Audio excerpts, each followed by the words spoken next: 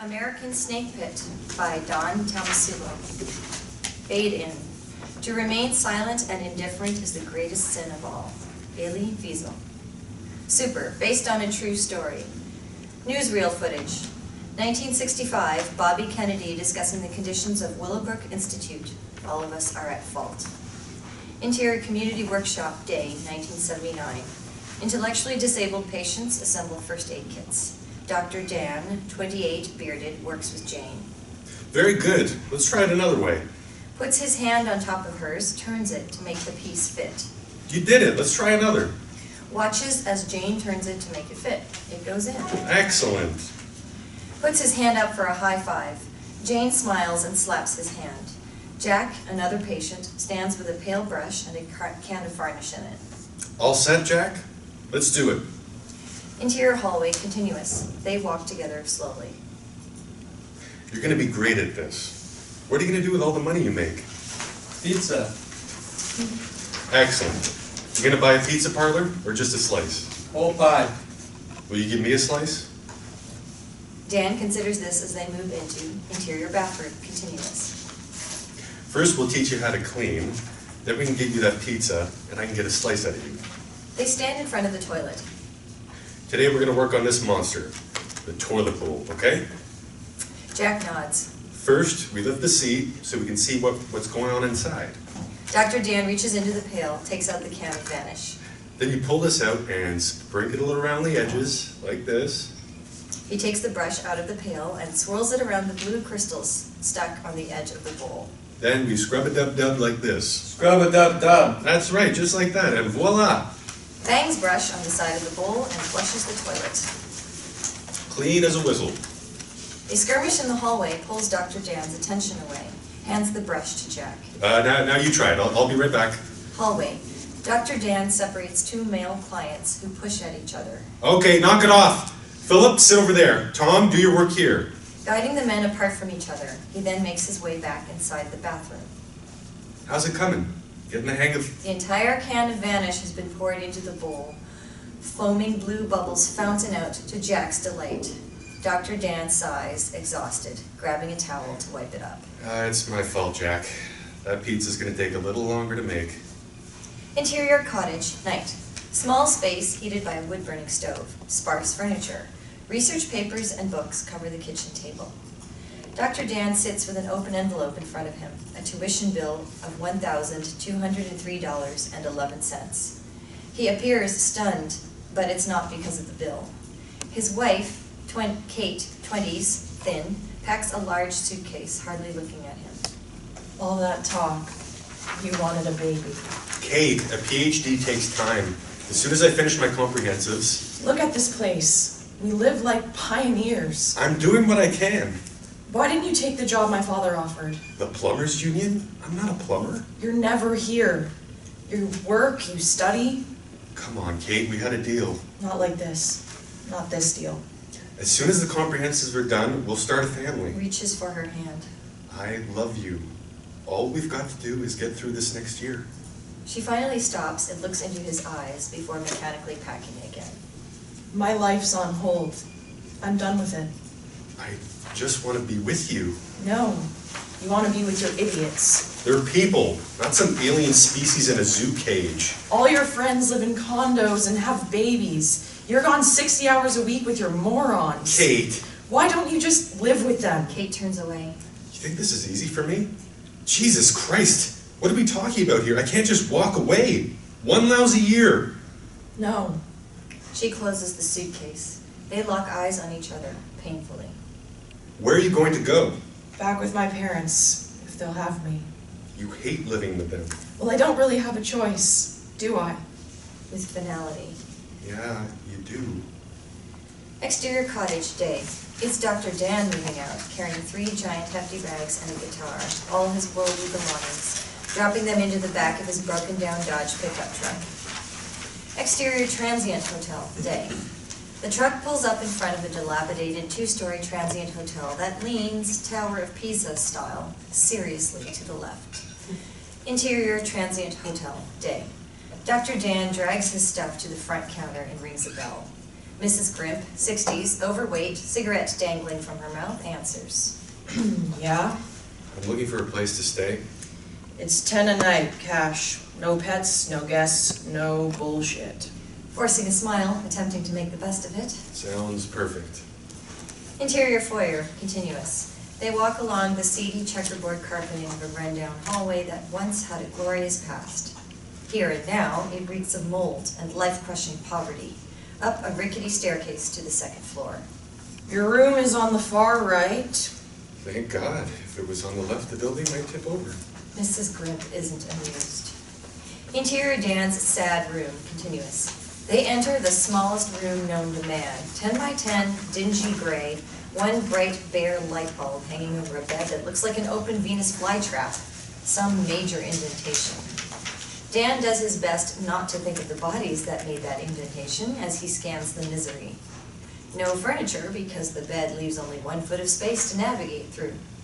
Dr. Dann explores the bathroom. It has a hefty bag for a shower curtain and rusted metal shower stall. The nozzle drips like slow death. Shower ain't great. Toilet is broken. You can pee in the shower. Right. Absolutely. Use your own towels and soap. I didn't bring any. Too bad for you. Exterior Dann's sad room, continuous. At the door as she's about to leave. There's no lock. Do you smoke? No. Good. Place would go up like a dead Christmas tree. How long you staying? I'm not sure.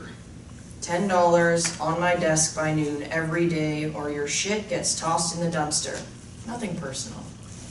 A Boone's Farm drunk stumbles up the stairs, ricochets off a wall toward them. He barely opens his door, the room next to Dr. Dann's, and disappears. He's in insurance, I think. Interior Dann's sad room, continuous. Dr. Dann flops into the Venus flytrap bed. It swallows him up so deeply that the sides of the bed come up and bracket him. He clips the lights off with a switch. Complete darkness now. Only the snoring from his neighbor in insurance, the Boone's Farm drunk. Interior Dann's sad room, night. Dr. Dann stands in the rusted-out shower. Brown water dribbles out from the shower head. The hefty bag is not able to keep the water out. Interior Dann's sad room, late night. Dann hears someone stumble down the hallway. He struggles to get out of the Venus flytrap bed. He rises and peers out a cracked front door to see hallway. The Boone's Farm drunk babbles to himself, careening right by Dr. Dann into the floor's toilet room. Interior Dann's sad room, continuous.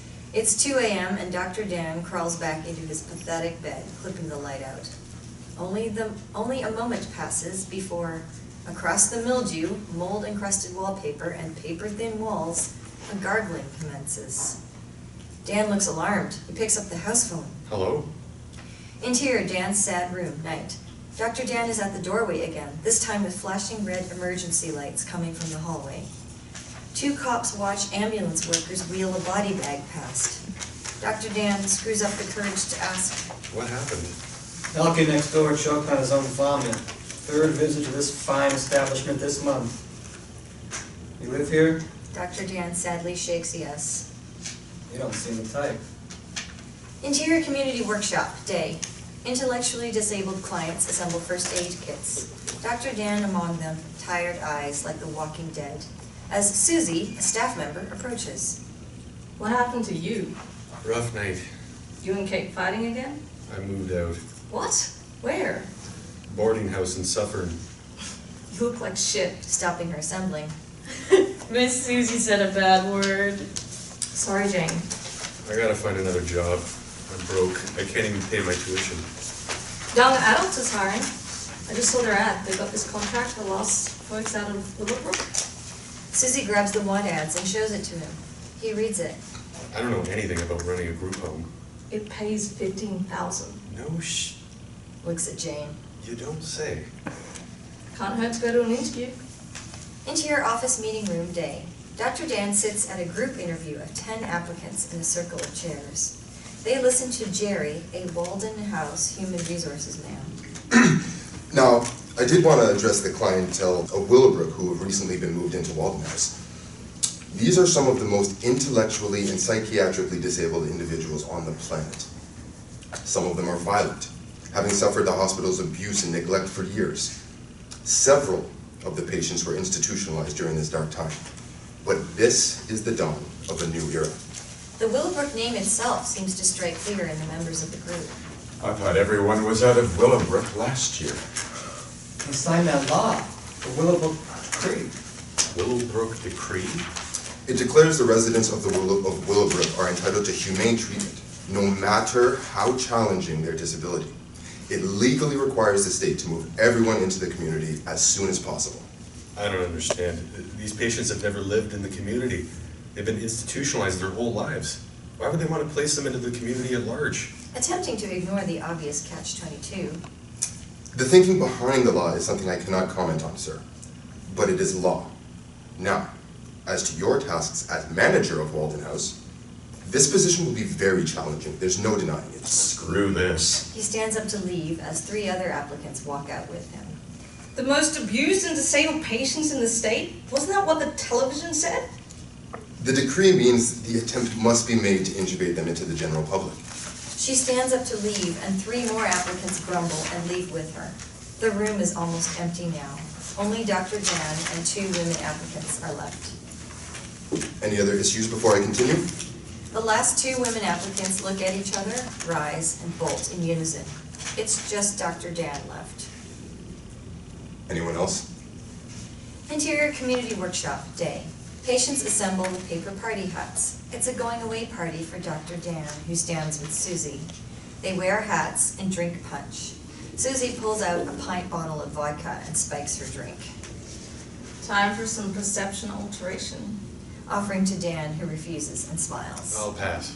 Teetotaler. What's Kate say about the move? We haven't spoken. She wants a house and a baby. You want a piece of paper. Guess that means we're officially separated. Well, good.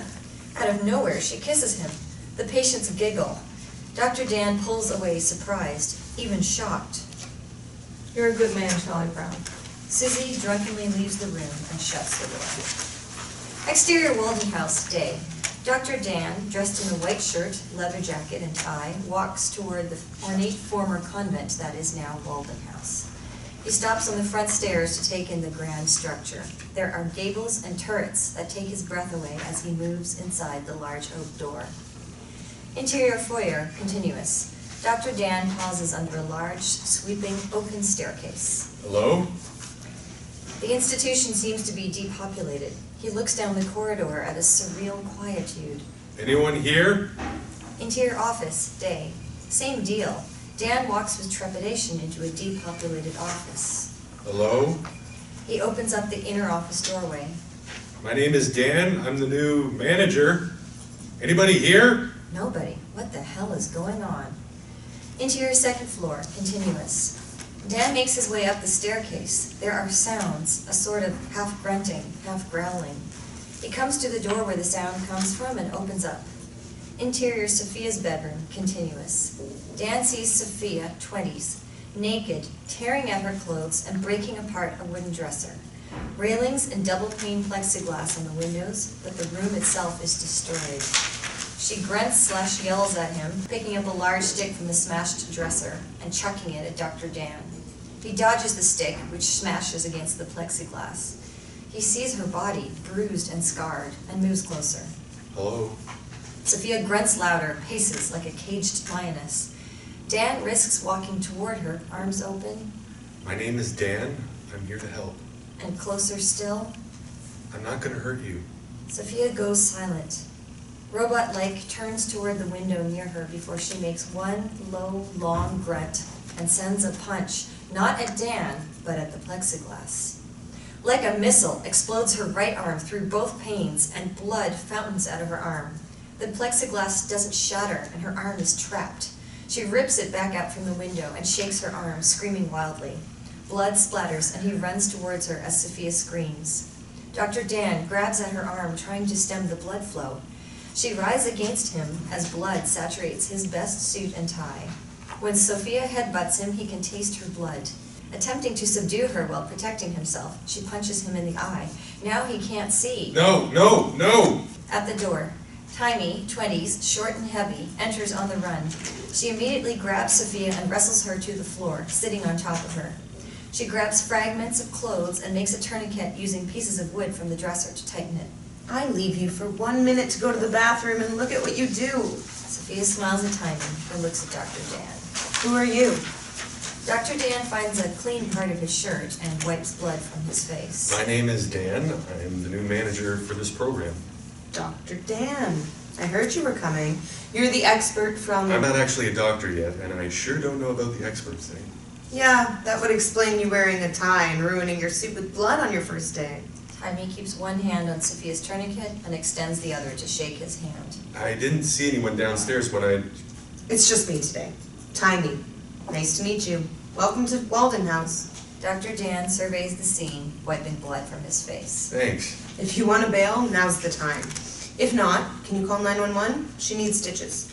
Dan considers that part about bailing, eye to eye with Taimi, before moving for a phone. What's the address? Just say Walden House. Everyone in town knows where we are. Interior Dan's Walden House room, night. Flicking on the light, Dan unpacks his bags as the room's convent style is revealed. Crucifix above the bed, rosaries on the closet doorknob, and a kneeling stand. Spartan. Dan appears in shock. Interior bathroom, night. Dan in the shower washes dried blood off his arms, and as his hair gets wet, remaining blood swirls down the drain. Washing his face with his hands, he begins to cry. Interior kitchen, day. Taimi and Sophia, her arm in a cast, eat breakfast as Dr. Dan enters wearing just his blood-spattered jacket and dress shirt. No tie. You moved in? Everything all right? Sure. A little more casual today. Smart. Last thing you need is to get choked out with your own tie. Dr. Dan smiles at the gallows humor, reaching for an apple out of a fruit bowl, pouring a cup of coffee. Good to see you again, Sophia. She just grunts, and most certainly does not return the positivity.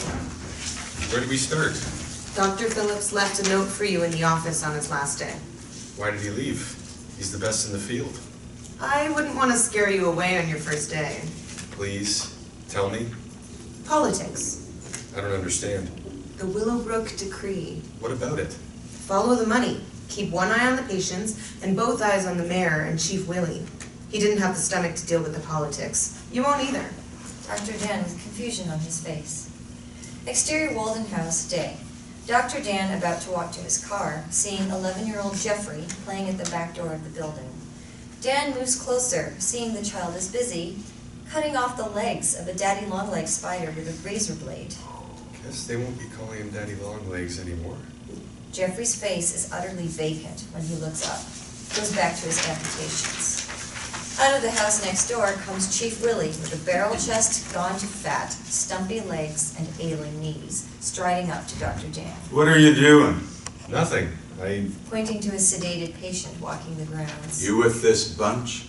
Yes, I'm the new manager of Walden House. You keep them retards away from my boy, you hear? Attempting to lead Jeffrey away, he doesn't want to go. Taking Jeffrey roughly by the shoulder and pushing, Jeffrey screams.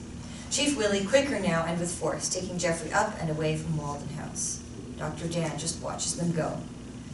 Interior Walden House, hallway, continuous. Dr. Dan and Taimi stroll. Did you read Albert's file? It seems he hails from another planet. Who's watching Sophia? Temporary staff until we get back. Fascinating co-occurring diagnosis. Pica, schizophrenia, encopresis, synthesia, and hyporosmia. I had to look that one up. Yes. Well, I'm proud to say, under our guidance, most of Albert's symptoms are under control. He does have an extraordinary sense of smell. We first thought it was part of his synesthesia, but it turns out hyporosmia. His file said he chewed and swallowed more than a dozen pencils. Yes, because of his pica. He also ate pieces of ceramic ashtray, a book of matches, 27 light bulbs, and my credit card. We actually pulled that back out before he swallowed it. Don't leave home without it. Exterior Albert's room, continuous. Both stop, about to peer through the window to Albert's room.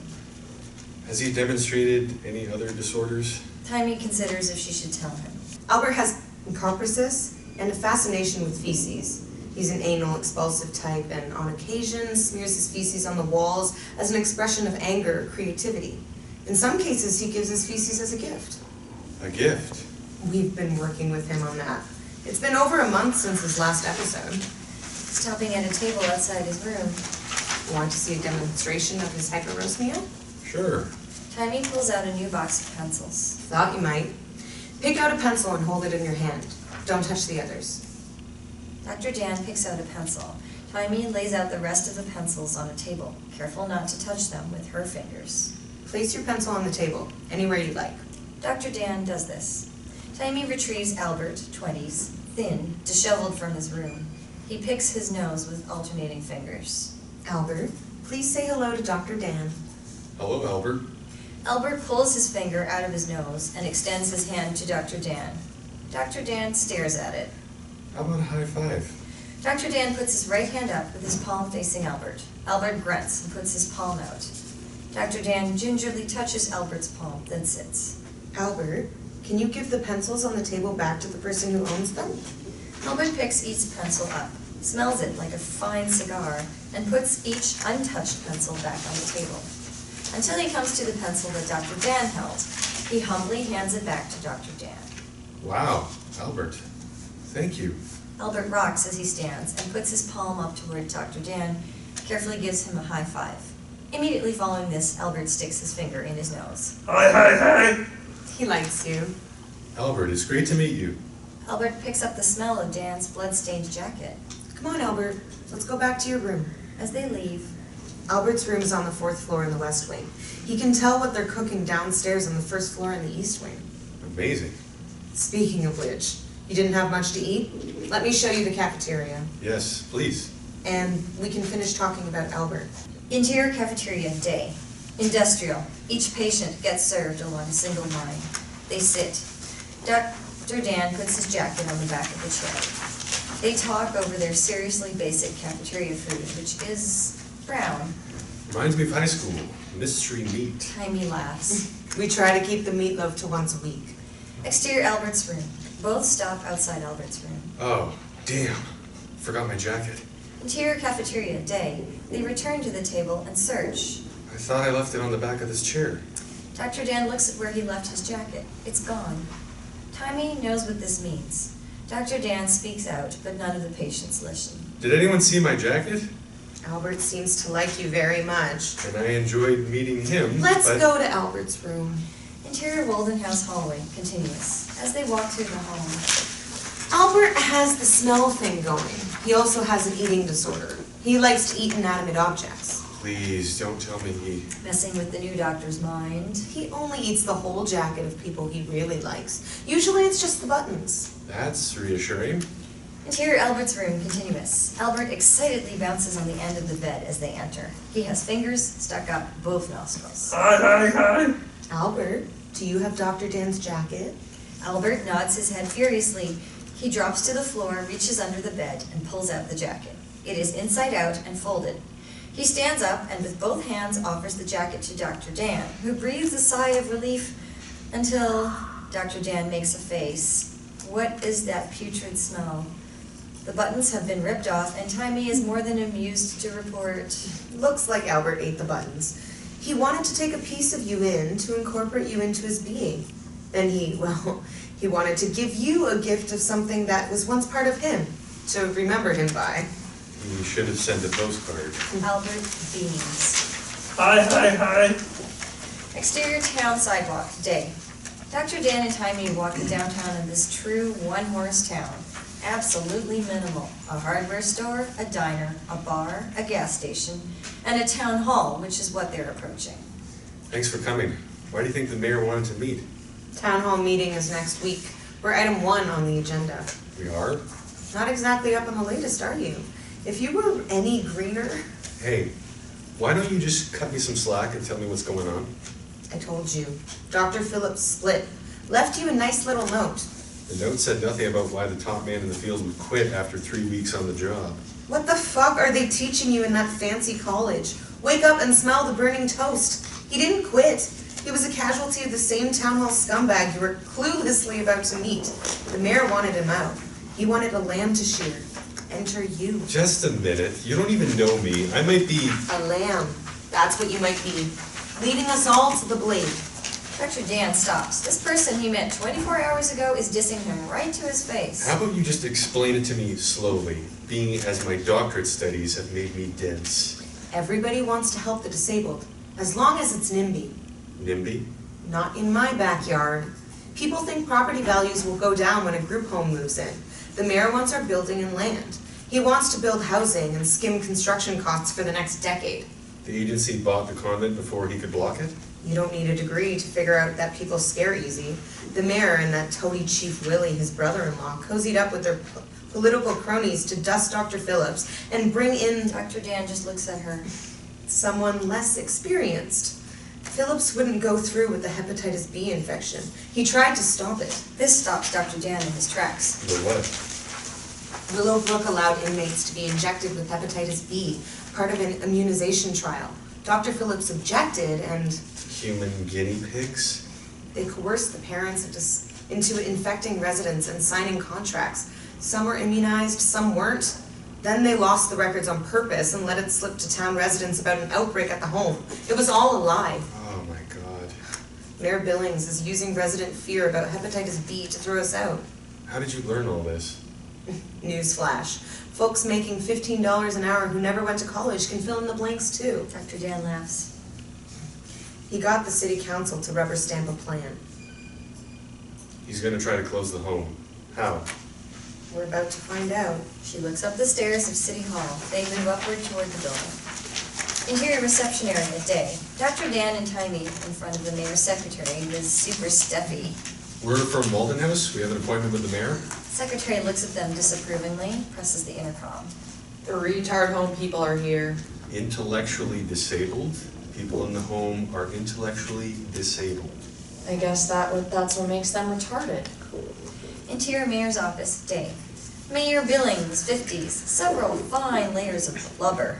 Sits behind a large desk with plush surroundings. He waves them to sit down without pomp, circumstance, or the least bit of interest. Have a seat. Before we start, let me say, I admire what you're trying to do, personally. The problem is my constituents. The people who voted me into office need to see results to justify sending hard-earned tax dollars. We pay taxes. Yes, but retards can't vote. So you're our responsibility. For safety purposes, the city council voted yesterday that the patients at Walden House must conform to the town's fire code for the good of town residents and your own patients. I certainly understand about the necessity of proper fire precautions, but Candid? Mayor takes a piece of hard candy, offers the bowl to Taimi and Dr. Dann. They look at each other. No, thanks. trying to give them up. So that's where we're at. Until you're up to code and pass the fire drill, everyone out in 2 minutes, you're not residents. The city will have no alternative but to close the home down. You could impose a mayoral order to get around it. You're pretty smart for a girl. I did think of that, young lady, but that would be favoritism. As mayor, I have to be impartial. Taimi and Dr. Dann again look at each other. So this is how he's going to come for them.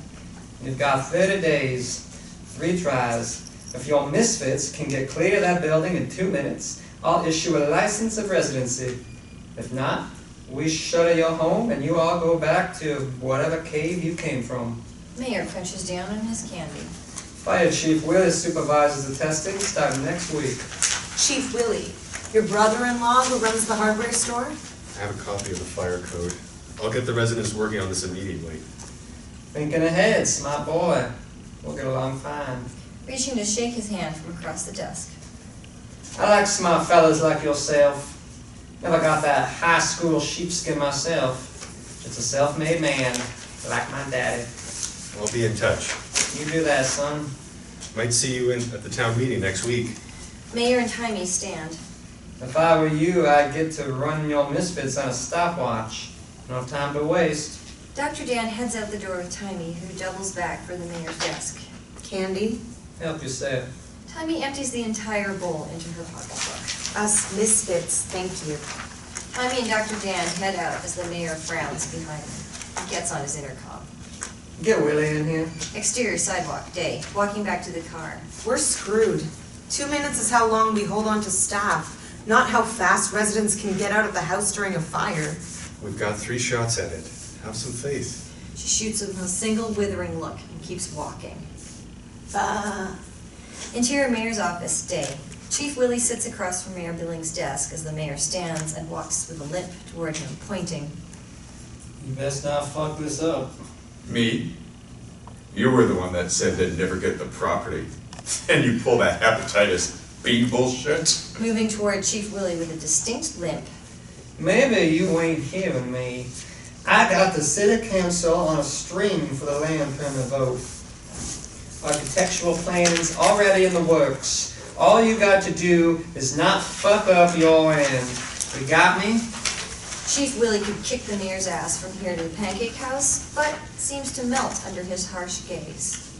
Yeah. You got me? Yes. The mayor cackles a laugh and Chief Willy blinks, a light seeming to blind him. Flash, speeding car.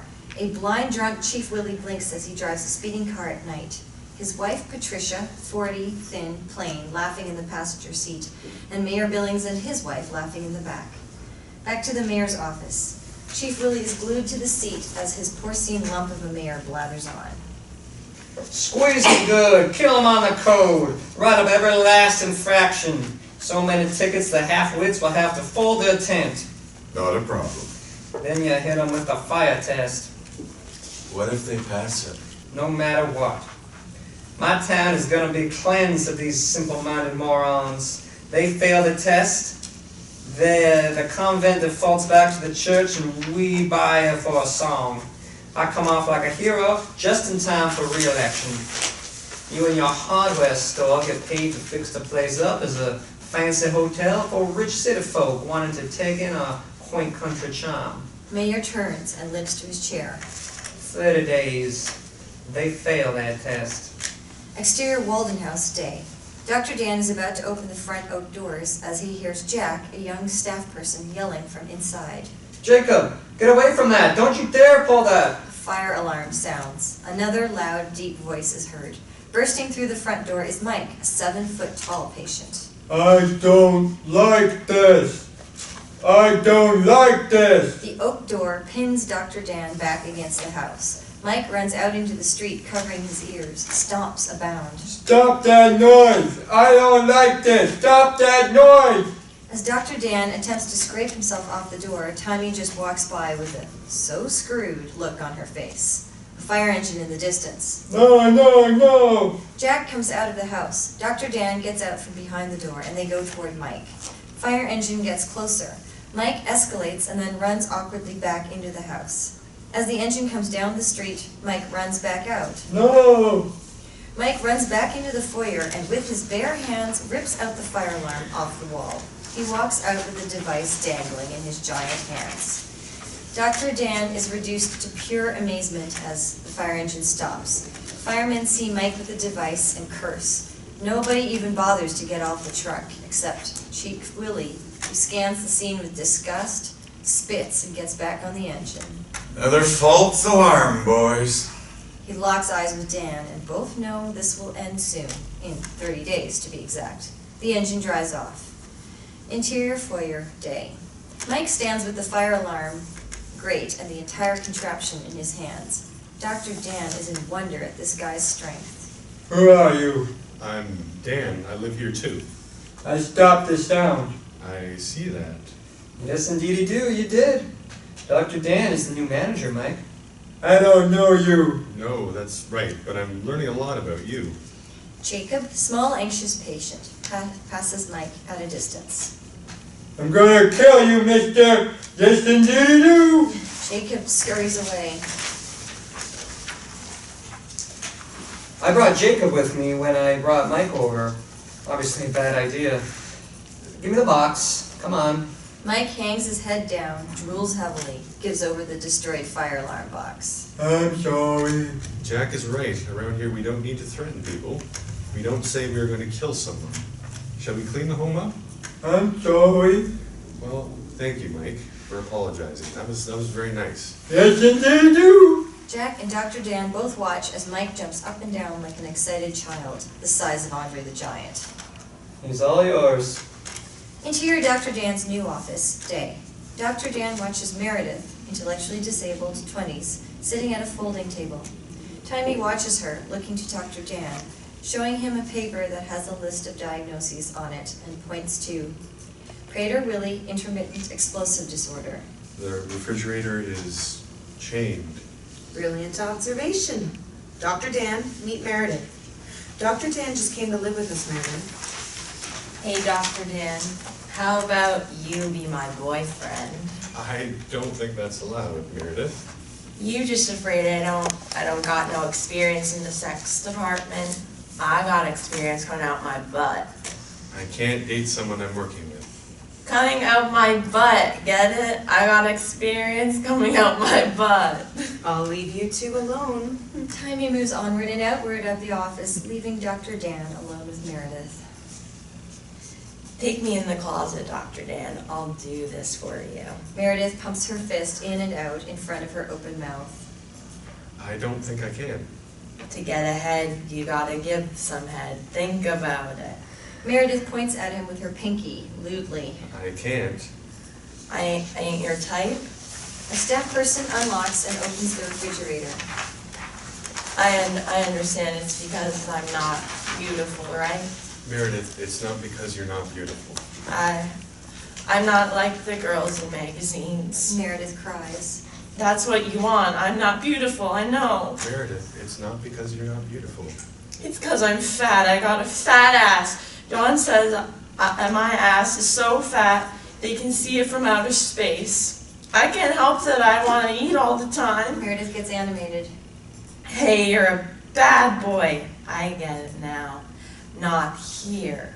I'll be ready for you anytime you want. I'm in cottage 13. You don't need no rubbers. My mother sterilized me when I was 18. Clean as a whistle. Meredith, stop. Meredith points to Dr. Dann with her pinky. I don't need baloney bender. If you ain't got the meat, I ain't your treat. Think about it. Meredith bolts across the room and yanks open the refrigerator door so hard it cracks off its hinges. She reaches in, grabbing and eating with both hands. She shoves a stick of butter with the paper still on it into her mouth, a fistful of grapes, and anything else she can pull from the fridge. She is an unstoppable eating machine. Dan is taken off guard again as Jack and Taimi bolt inside and have to push her away. No, Meredith! Leading her away, she turns back to Dr. Dann again. Think about it. Dan just puts his head down on the desk, in so far over his head. Exterior Walden House day. Frank McCann, 40s, walks toward Walden House with a newspaper folded in hand. Dr. Dann approaches from the porch steps. Morning. They shake hands. I'm Frank McCann. Live just down the street. Welcome. Nice to meet you. I'm Dan. Just thought I'd bring you a copy of the local paper. I always have extras. Thought you'd like to see what's going on in town. Hands in the paper. Very much appreciate that. Won't hold you up. I'm sure you got your hands full. I do, but thanks. Take care. Frank turns and walks away. Exterior Walden House, continuous. Dr. Dann looks across the yard to see Jeffrey, Chief Willy's son, sitting on the sidewalk with a hammer and a box turtle. Jeffrey taps the turtle on the shell several times. Dr. Dann rushes over. Whoa, whoa, whoa there. Dr. Dann grabs the hammer. What did that turtle do to you? Jeffrey pulls the hammer back and taps the turtle even harder. Don't do that. The boy hits it again, dangerously hard and close to breaking its shell. Stop! Jeffrey! Chief Willy emerges from his house. Go inside. Jeffrey stares at Chief Willy before he drops the hammer and ambles back into his house. What did I say about not talking to my boy? He was about to kill that turtle. What? This turtle? Chief Willy, in a single savage moment, kicks the turtle. Dr. Dann is stunned. What my kid does on my property is my business. If I were you, I'd start worrying about my own people. They stare at each other. Exterior Pete's Bar, night. Harold, black, 30s, chiseled, good-looking with facial scars, walks inside. Interior Pete's Bar, continuous. A protective man and prospective woman, both late 20s and good-looking, sit next to each other several seats down from where Harold sits, and orders a beer. They laugh and drink. They kiss as the man gets up for the bathroom. As he does, Chief Willy, drinking whiskey straight up and drunk, watches him go and walks over to the woman. Harold orders a beer nearby. Why is a good-looking trick like you sitting all alone? Trick? I'm not alone. You won't be if you saddle up with me. You are so sad. Sad? You see something sad in front of you? Come on, doll. Her boyfriend returns, stands between Chief Willy and his girlfriend. Is there a problem? Yeah, kid. You're blocking my view. Back off. You know who you're talking to? Chief Willy pushes the man's shoulders and can't react fast enough as the man loosens 2 quick punches to Willy's face. The bitch-slapped Willy has seen better days. He goes down in a heap. Bar patrons shake heads and smile. They've seen Willy like this about 3 times a week. Willy stumbles to get up, laughter from the bar, and bright light from the pool table. Flash, speeding car. Willy driving, his wife again beside, the mayor and wife laughing again in the back seat. Blinding lights hit him in the face, traffic from the other lane. A blaring horn as Willy's car strays across the double yellow lines and into the wrong lane. Willy quickly pulls the car back as they pass a sign. Insert sign, Willowbrook State School. Back to the bar. Enraged, Chief Willy rises and swings wildly. Lands nothing, the man throwing 1 punch and landing. Willy down on the ground again, pathetic.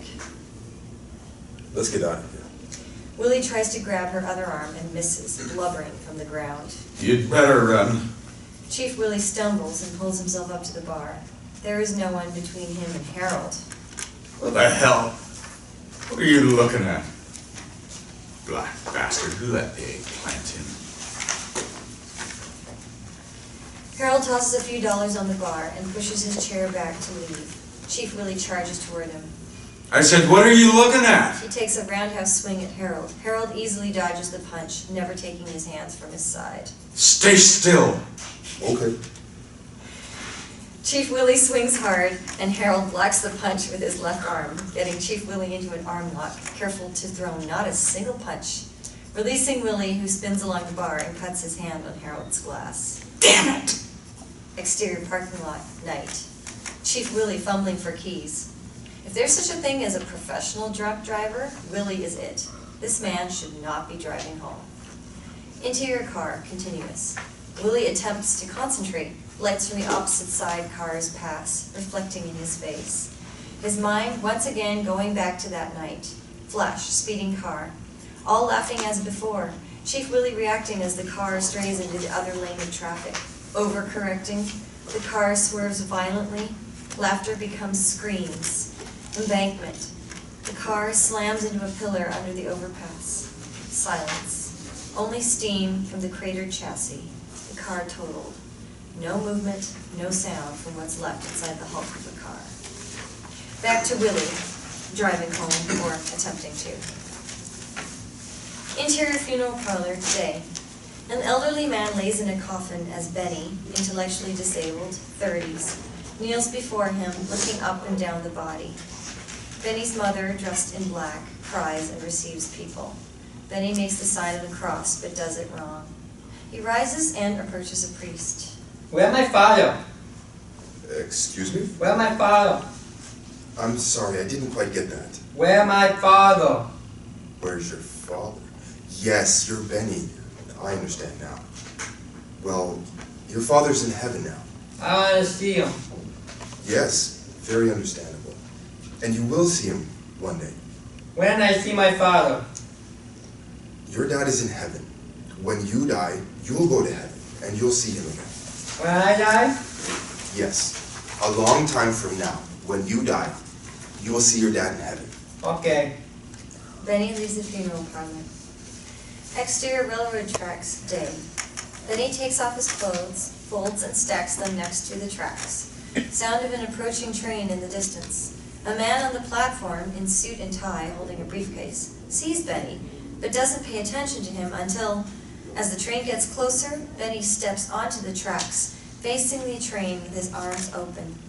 He stops to move the folded pile of clothes further away from the tracks and goes back to face the oncoming train with his arms wide open, looking up. Hey! Hey, you! Man on the platform runs around the gate to get to Benny's track. The train moving fast, right at him, whistle blaring. Benny stands before oncoming death as the man tackles him, rescuing him just seconds before the speeding train passes. Interior Dr. Dann's office, day. Benny and his mother sit across from Dr. Dann. Thank you for both coming in today. I'm very sorry for your recent loss. I miss my father. Benny was very close to his dad. You miss your father. Benny nods. Is that why you were standing in front of the train? The priest said I see my father in heaven when I die. So that's why he tried to kill himself, to see his father. The priest said now if I kill myself, I will go to hell, so I have to wait. Well, I'm glad to hear that, Betty. How come you took your clothes off and folded them? So my mom will have to clean them. But why do you have to be naked? Don't need no clothes in heaven. Interior kitchen, day. Everyone sits around the table with Ted, a new staff member, bringing milk from the refrigerator.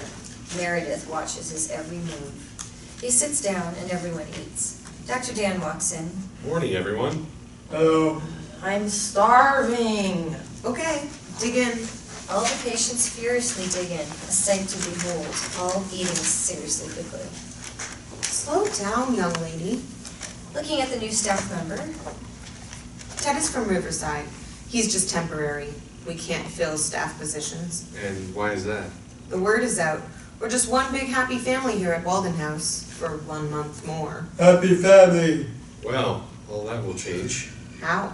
We're going to pass that fire test. Staff will come if they don't think we're going to be shut down. Then we'll have the whole kit and caboodle, right, Mike? Kit and caboodle. interior Walden House room, day. Candy, heavy, large scar across her neck, lies motionless in a chair while her mother and father sit across. Dr. Dann sits between Candy and her parents. Thank you for bringing Candy. We'll do anything to help her. She's been like this since the incident. It wasn't an incident. She's been like this since those animals raped her and cut her throat. I'm very sorry for what happened.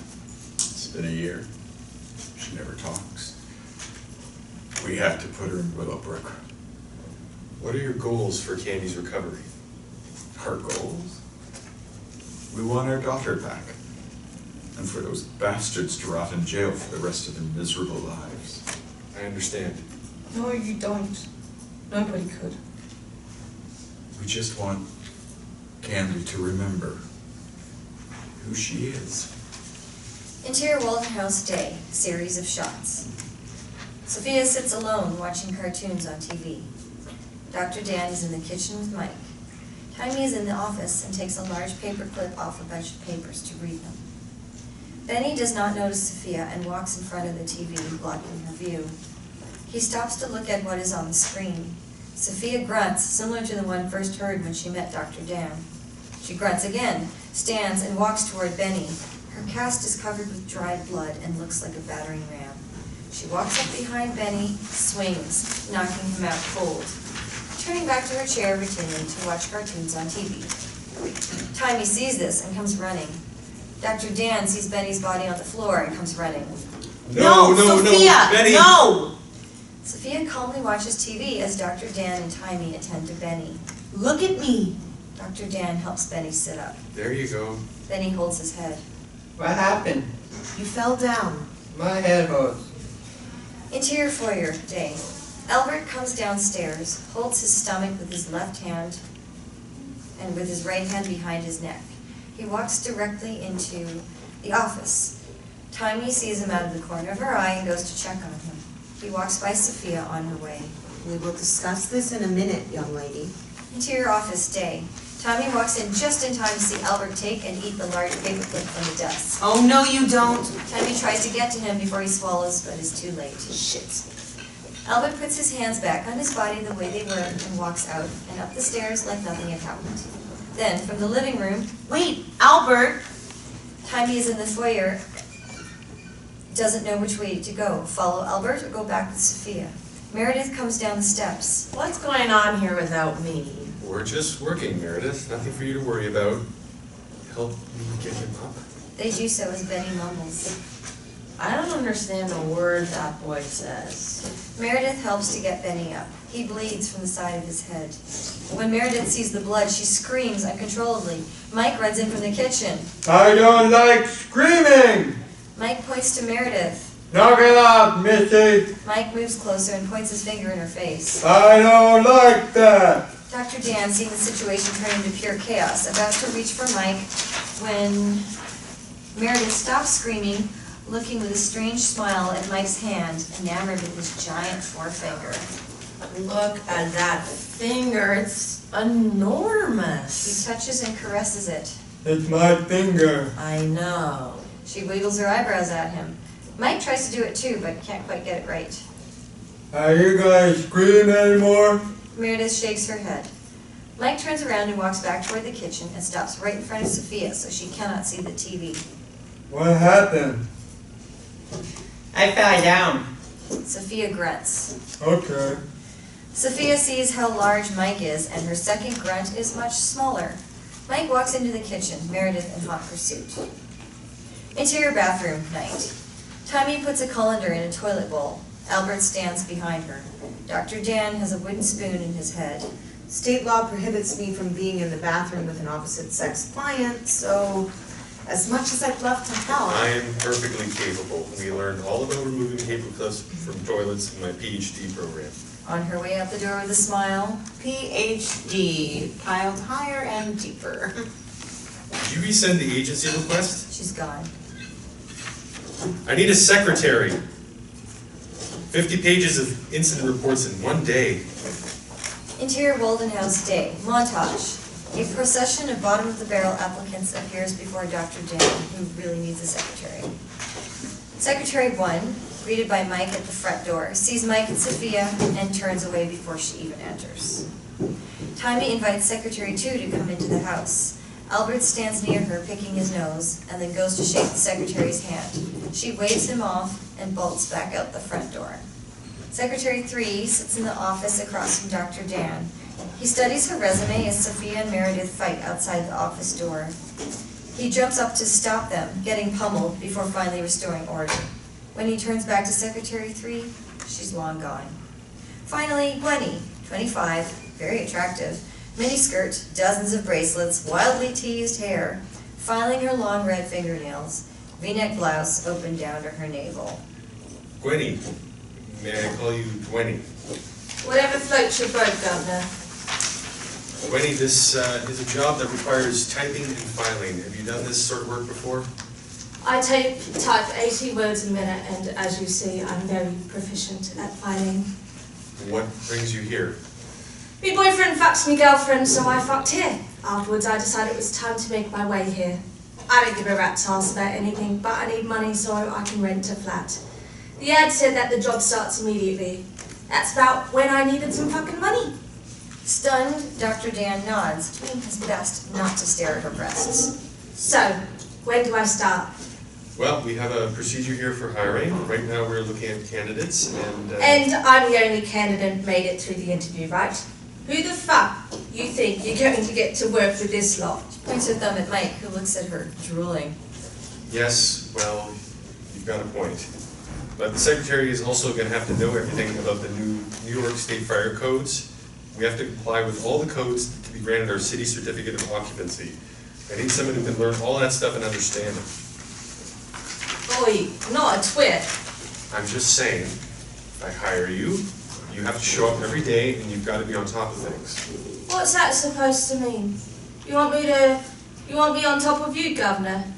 Dr. Dann closes his eyes and shakes his head. Can you start tomorrow? Right after I finish my filing. The new Walden House secretary goes back to doing her nails. Interior kitchen, day. Everyone sits at the table for breakfast again. Some patients sit, some help with the food. Gwennie is provocatively dressed. Sophia's cast is off, and she just has a gauze covering. Taimi and Dr. Dann engage the residents. Mike, reach up there. I need those paper towels. He reaches them easily and hands them down to her. You were really helpful getting that for us. You're the only one who could do that for this group without using a stepping stool. I know, I'm extra large. Gwennie hands plates to Albert. Did you wash your hands, love?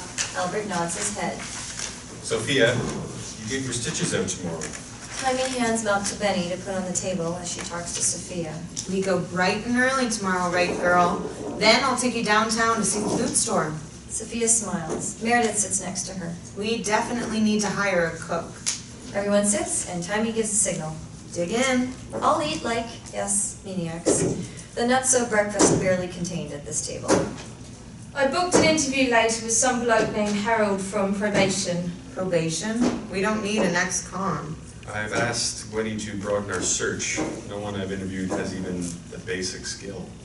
Everyone eats the candy. She sits in front of her empty plate with her hands under the table. Taimi tries to help by putting cereal in her bowl. Candy has no response. Here you go, girl. In case you haven't noticed, You'll like these. I'll put candy some is milk on it, catatonic. okay? We don't use labels around here. You're wasting your time. Better? With her spoon, Meredith takes some of Candy's cereal. More for me. Meredith. Why not? She doesn't want it. Mike points his finger at Meredith. Knock it off, Missy.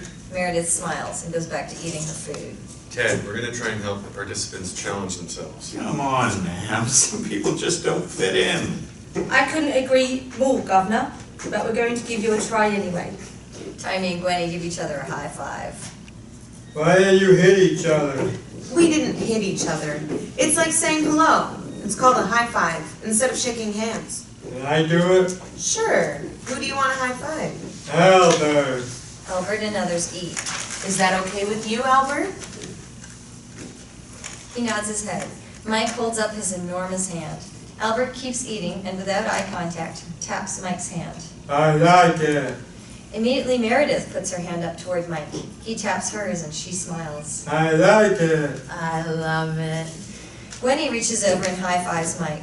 Mike and Taimi high-five, then Mike and Benny do it. Finally, Mike holds his hand in front of Sophia and she makes a small grunt. Benny flinches and he holds his hand there. Sophia grunts and everyone goes back to breakfast. Exterior sidewalk day. Taimi, Dr. Dann, and Sophia walk, carrying a bag of food. It's raining. Sophia looks up and feels the rain. She puts down her bag and takes her blouse off, pulling down her pants.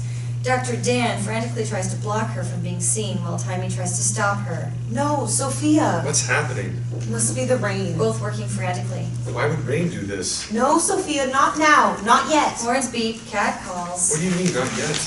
She's been in Willowbrook her whole life. She thought it was shower time. She's never felt the rain.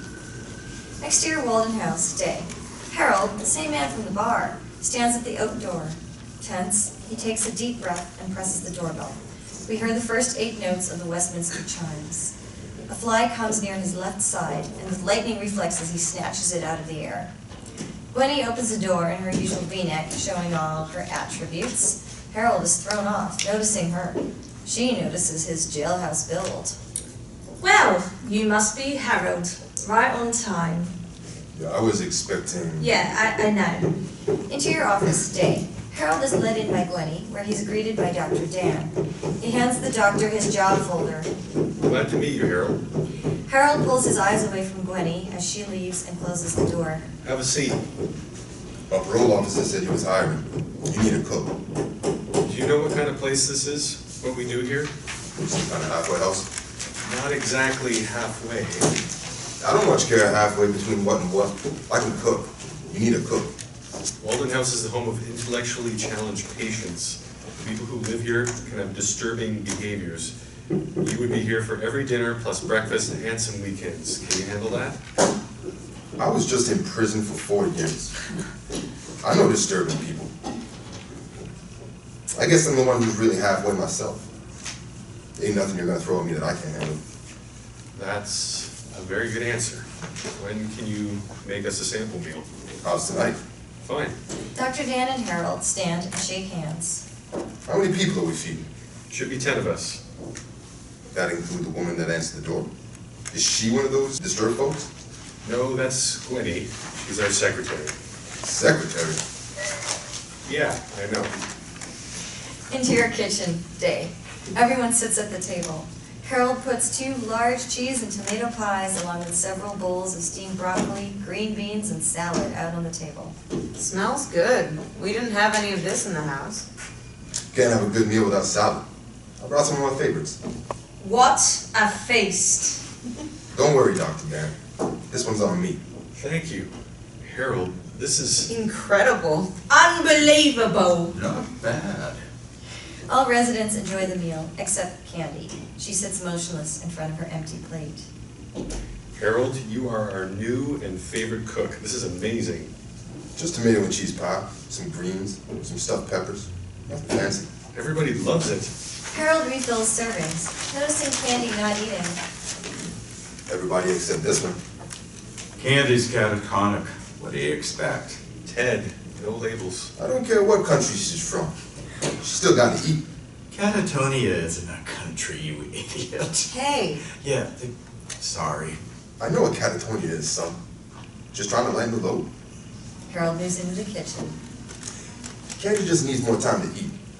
She got too many choices in front of her. Let me fix her plate. Harold puts a very small piece of the cheese pie on Candy's plate, puts the fork in it, and wraps her hand around it. Everybody's a shrink. Like this, honey. Saw it in there more than I cared to. We did it this way.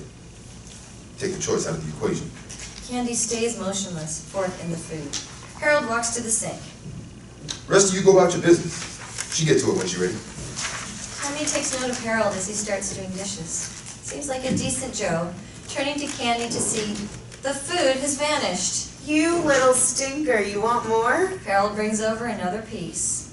Questions just make things more difficult. Here you go, honey. Harold repeats what he did. Just go about your business. She'll let us know when she's done. Interior kitchen, day. Harold at the sink, washing dishes as Dr. Dann approaches. So where do you go when you're not thrilling us with your culinary talent? I'm at Pete's downtown. Have a beer or two, and back to my room. Your room? Or the candy shop on Broad Street. It ain't much. Just 4 walls, but it's mine. That's all the man needs for hope. 4 walls and a door out. Dr. Dann considers this as something catches his eye out the window. Out the window, they both see Jeffrey in the yard next door. He is in the far corner, facing away, moving his right arm in a jerky, episodic motion. What the hell is he doing? He's the fire chief's son. Chief Willy lives across the way? He can make or break us. He's got to approve the fire code for our city certificate. He validates the fire drills. Fire drills. Everybody has to be out of the house in 2 minutes after the alarm sounds. 2 minutes? These people? We get 3 shots. If we fail, Jesus. So much for job security. going back to Willowbrook is a death sentence. We have to keep the patients here. Interior, exterior, Walden House, day, montage. The residents of Walden House practice the fire drill. It's a total disaster. Gwennie uses a triangle to simulate the alarm. All staff attempt to round up residents, aside from Dr. Dann, who holds a stopwatch. Time-lapse shots of total dysfunctional behavior. All the residents finally make it out on the lawn. Dr. Dann clicks his watch. It reads 26 minutes and 37 seconds. Attempt number 2. Gwennie on the triangle, Dr. Dann on the stopwatch. Things are more organized this time. Taimi is everywhere, guiding, encouraging residents out the door, part cheerleader, part taskmaster. All the residents make it onto the lawn as Dr. Dann clicks the watch. Only 8 minutes, 22 seconds this time. He's not pleased at the progress. The day of the first inspection is upon them. End montage. Interior foyer, day. Westminster chimes ring.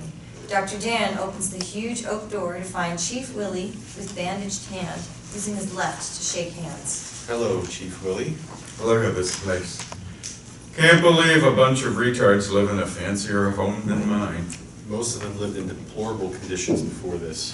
So these misfits hit the lottery and get to move in next door to me and my family? Burn your hand in a fire? Not exactly. They walk toward the kitchen. We're just trying to give people with a rough start a second chance. You good and lefties. Always trying to make the rest of us hard-working people believe that bullshit. Geraldo Rivera did an expose on this place. Yeah, like I'm going to believe some Puerto Rican lawyer. Chief Willy points to the stove, ceiling, and counter. Nothing but violations here. None of this is up to code. You'll have to have all of this work done before you can even have a fire drill. I can subcontract this out for you, get the job done right. Isn't that a conflict of interest? Hey, I'm just trying to speed the process. Why don't you just write up the violations? I'll get them back to the main office for estimates. Good luck getting estimates without my help. I'm the one who greases the wheels. Well, of course we appreciate your help, but since our budget is from the taxpayers' money, we have to follow a rigorous procedure. Sonny, you can follow your rigorous procedure, or you can get the work done. Can you do me the favor and just tell me what needs to be done? This ain't the big city. It's gonna take me a week or two to get around to writing all this up. You do know that we need to get this fire code and certificate situation squared away. Chief Willy grabs a handful of grapes out of the fruit bowl on the kitchen table and eats them, speaking with his mouth full. Oh, I know. I'm just not sure you're aware that you're gonna need my help to get that done. Sophia walks into the kitchen with Taimi. She growls and scratches her arm the minute she sees Chief Willy. Jesus Christ. Put her back in her cage, will you? Chief Willy, this is Sophia and Taimi. Sophia looks like she's been rode hard and put away wet. Sophia, let's go do your laundry. Taimi leads Sophia to the basement door off the kitchen and closes it behind them. Back to the violations. Gwennie walks into the kitchen with a pad and paper. Chief Willy is mesmerized. Better and better. He shakes her hand and doesn't let go. Hey, darling. Gwennie is the secretary here. Now, how'd they get such a fine woman wrapped up in a place for retards? It's because the work is easy, Governor. I can save my energy for other pursuits. Know what I mean, Chief? Or is it Willy? Call me Willy. Well, Willy, I'm going to need this hand of mine for a while, but you can hold on to it later if you want to. Chief Willy releases her hand, embarrassed. Interior Walden House hallway, day. As they proceed, Gwennie takes notes on all the bullshit coming out of Chief Willy's mouth. Dr. Dann follows at a distance. Then we'll have to rip out the wall back here for a zero clearance wall board that you need for the gas stove. Zero clearance wallboard. Yeah, honey. It's a term we use in the business. Oh, I'm familiar with it. It's a wonder board used because it has a zero flash point. Well, how'd such a pretty thing like you get to be so smart? Without batting an eye at his stupidity. My brother worked in construction. When I feel like I have to bar someone's head in, I work with him swinging a hammer. So, you say this is necessary for us to be in compliance with the fire code? Absolutely. It's a very complicated legal document. The NYS code number 781 provision of fire safety requirements for multi-family residential units, right? Or would it be 516 document on partial hospitalization facilities? It's the 781. Oh good, I was hoping it was. Because that document clearly states that zero clearance isn't required for gas and electric stoves, only wood and coal burning. I bet we save a fortune right there, don't you think? Blown away by her expertise, a woman with that body. And happy to check. Either code reads the same, so I think we're good with no zero clearance. It seems that we need ground fault interruptions for the countertop in the kitchen, but we don't need that fancy wallboard. You'll have to run a 220 line in here, and you'll need 2 smoke detectors that are hardwired to the police station. Doesn't code say the 220 lines are only if we're putting in an electric stove? Or did I get that wrong? I believe you are right, Missy. I must be dazzled and confused by your beauty. Bet you say that to all the girls. You ready to check the basement? Willy laughs nervously. I knew there was a reason I woke up this morning. I'll tag along. No, Doc. You got better things to do. Looking to Gwennie, who is fully in control. He's right, Dr. Dann. I've got this. Gwennie opens the basement door and walks down the stairs alone with Chief Willy. Meredith emerges from the kitchen, and Dr. Dann hatches a plan. Meredith, could you check and see if Gwennie is downstairs? Why the hell is it always me? I do everything around this goddamn place. I ain't your slave, you know? You think that just because I got a bad brain... I'm sorry, Meredith. Gwennie was supposed to be showing the fire chief around. Chief Willy, he's a big man, and he puts out fires. Something chemical happens here in Meredith's mind before she responds with outrage. That bitch wants them all to herself, don't she? I'll find them. Don't worry. Meredith opens the basement door and walks downstairs. Dr. Dann hears her as she reaches the bottom of the stairs. Interior basement, continuous. Inspecting piping, Meredith finds the two of them unawares. They stand next to an old confessional. What you two doing down here? Any hanky-panky? I wanted... Man, I wanna do the horizontal mambo with you. You a big one. Dr. Dann follows down the stairs, leaves basement door open. Meredith got away from me, sorry. Checking to make sure Gwennie is safe as Meredith tries to grab Chief Willy's hands. Let me see how big your fingers are. You don't want that skinny bitch. You a bad one wanting this hunk of chunk for yourself. You better step aside, 'cause Big Mama is coming in for the kill. Let's go in this little closet here.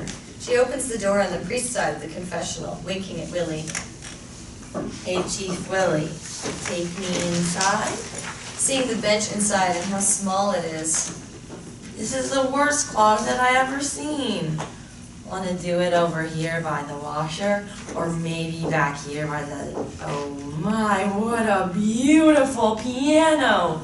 How about I play a love song for Chief Willy? Meredith sits down at the piano. Chief Willy just stares at Meredith, speechless. Interior kitchen, day. Harold enters through the pantry door by the rear of the kitchen with 2 bags of food. He puts them down and sees the basement door open. He walks over but doesn't go down. Interior basement, same. Meredith sits at the piano. She saddens at the comment, then her hands morph into delicate, flexible tentacles stretched across the keyboard. Her eyes close and she sways her head. Note for note, she plays Chopin's Sonata No. 3 in B minor, perfectly performed. After a few moments, she stops. Want me now, Big Willy? Chief Willy, flustered, accidentally bangs his bandaged hand, and it bleeds. God damn it! Meredith sees the blood and screams. Down the stairs fast come Taimi, Dr. Dann, and Harold. She flails. They call her. This fucking place. Harold comes face to face with Chief Willy.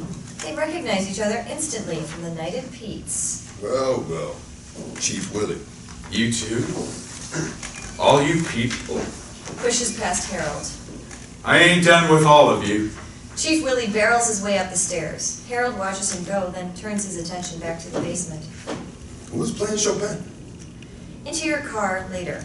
Chief Willy driving back from the inspection. He sees the same sign for Willowbrook he passed the night of the accident. He drives on in silence. Exterior embankment, continuous. Willy pulls the car up and gets out. This is the exact spot where it happened, the accident. It's been cleaned up, though there are deep markings where the car jackknifed in the crash. Flush, embankment accident scene. Police and first responders fly about. Willy and the mayor injured, attempting to get into the car. Their wives, both of them, crushed inside. Back to Willy, getting back in his car with the haunting memory, driving away. Exterior Chief Willy's house, day. Dr. Dann approaches the front door with a large envelope in hand. He rings the doorbell. Chief Willy opens up, hand still bandaged. What do you want? I have the paperwork you asked for. Give it here. Chief Willy grabs the paperwork. Dr. Dann attempting reconciliation. Listen, we got off to a bad start. I'm hoping to work together on this. We need your help so we can progress. Willy attempts to close the door on him as Patricia, Willy's wife, calls from inside. Willy, who is it? No one that matters. Just the people from next door on business. I'll be right in. The ones you're trying to help? Invite them in. Before Willy can stop him, Dr. Dann walks in. Thank you, ma'am. Interior Chief Willy's house, continuous. Dr. Dann looks to place the voice with a person. Seeing Patricia sitting behind a large table in the dining room preparing lunch. You have a lovely home. I didn't mean to interrupt. Nonsense. I've been wanting to meet you. Willy has told me so much about how he's helping you get settled. This is my wife, Patricia. Patricia, this is... Dan, I managed group home. Dr. Dann reaches across the table to shake Patricia's hand. Willy is very uncomfortable. We have lunch every day while Jeffrey's in school. How special. Stay for lunch. We have plenty. It'll give us a chance to get acquainted. Patricia, this young man has a lot of work to do, don't you? He's got them people to watch and... Actually, a quick bite would be great. Thank you. Is here okay? Dr. Dann pulls up a chair. Perfect. Let me get you another plate. Patricia backs away from the table in her wheelchair. no legs. She rolls herself into the kitchen. Dr. Dan and Willy lock eyes. Interior Chief Willy's home at night. TV news plays. Willy is half watching, half distracted by his son Jeffrey, who clangs away at his Lincoln logs. Jeffrey isn't fathoming how to proceed and is making a mess and slamming the logs together. The noise undermines Willy's calm. In fact, it's got him furious. You're supposed to build with those. Nothing. No understanding from Jeffrey. No teaching from Willy. Just building anger. You're supposed to build a house. A house. Like this. Put them together. Jeffrey doesn't get it and pushes Willy away, putting the bricks down. Willy puts his model back in the kid's hand. Like this. Jeffrey throws the bricks against the wall and swipes the full board and 100 pieces against the wall. Willy this close to losing it, then deflating in pointlessness, looking back at the television news. Interior kitchen, day. Dr. Dan and Taimi prepare tea. The refrigerator has a chain around it. They unlock it, pour milk in their tea, and lock it back up. Can't believe we chained the fridge. Meredith wiped us out. What do you think is going on with Sophia? She needs a mother. Some psychiatrists I know Psychiatrists are have assholes. temporal lobe epilepsy. You're a psychologist, right? He smiles, knowing she's just being wise. They sit. Psychiatrists fuck them up with medication, turning people into zombies. They'll give a diagnosis, something fancy. Schizoid personality type with borderline intellectual functioning dysthymia with psychotic features, or my personal favorite, severely retarded with psychiatric disorder not otherwise specified, so they don't have a fucking clue. That's exactly why I'm asking you what's going on. The grunts? Taimi considers if she should tell him. I'll tell you, but you better not laugh. She's trying to talk. Dr. Dan looks confused. She wants to talk. She grunts it out, and when people don't magically understand what she's saying, she gets pissed off and takes them out. Dr. Dan stops his paperwork to listen. Imagine those goons who held her down and raped her. She probably thought she was calling for help, and no one came. All she was left with was rage. That's why she doesn't trust you. You were just another male staff person who's come to fuck her. That's why she threw the dresser at you and hurt herself. I bet she learned to fight as much as she could, then hurt herself enough to get medical attention. It's how she could stop someone and get control. How did you get to know so much? It's really no big deal. All we have to do is teach a 28-year-old crazy girl with an IQ of 40 to talk, and we're home free. Exactly. Teach her to use words instead of violence to express her needs. That's brilliant. You really must have smoked a lot of dope in the 60s. How are you going to get her to speak? Not speak. Sign. We teach her sign language. Dr. Dan races from the room considering this possibility, more excited than you've ever seen him. Interior living room, day. Dr. Dan sits across from two chairs at the same table. He has 20 mouthwash-sized juice cups on a chair next to him. Taimi walks in with Sophia and sits across from him. They can't see the juice. Hi, Sophia. You look happy today. You like being with Taimi? Sophia nods and smiles. Taimi will sit next to you, and I have something for you that I think you'll like. Would you like some orange juice? Vigorous nod and a large smile from Sophia. Good, because I have some extra juice here. He takes one cup and puts it on the table. Sophia grabs it, drinks it, and holds it out for more. Dr. Dan points to the cup, holds his fist up to his mouth, and makes the sign for juice by squeezing his fist and thumb, touching his mouth. Juice. Juice. Sophia looks at Taimi, then holds the cup out toward Dr. Dan again and grunts. Dr. Dan repeats his action. Juice. Juice.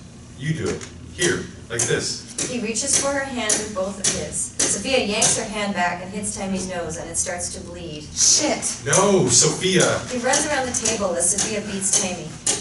Pulls Sophia off and holds her down by the arm, sitting on her while Taimi gets up. Taimi speaks through her blood-soaked hands. Dr. Dan, off to a nice start. I'm so sorry. Taimi holds Sophia down with one hand and is still speaking through her bloody hand.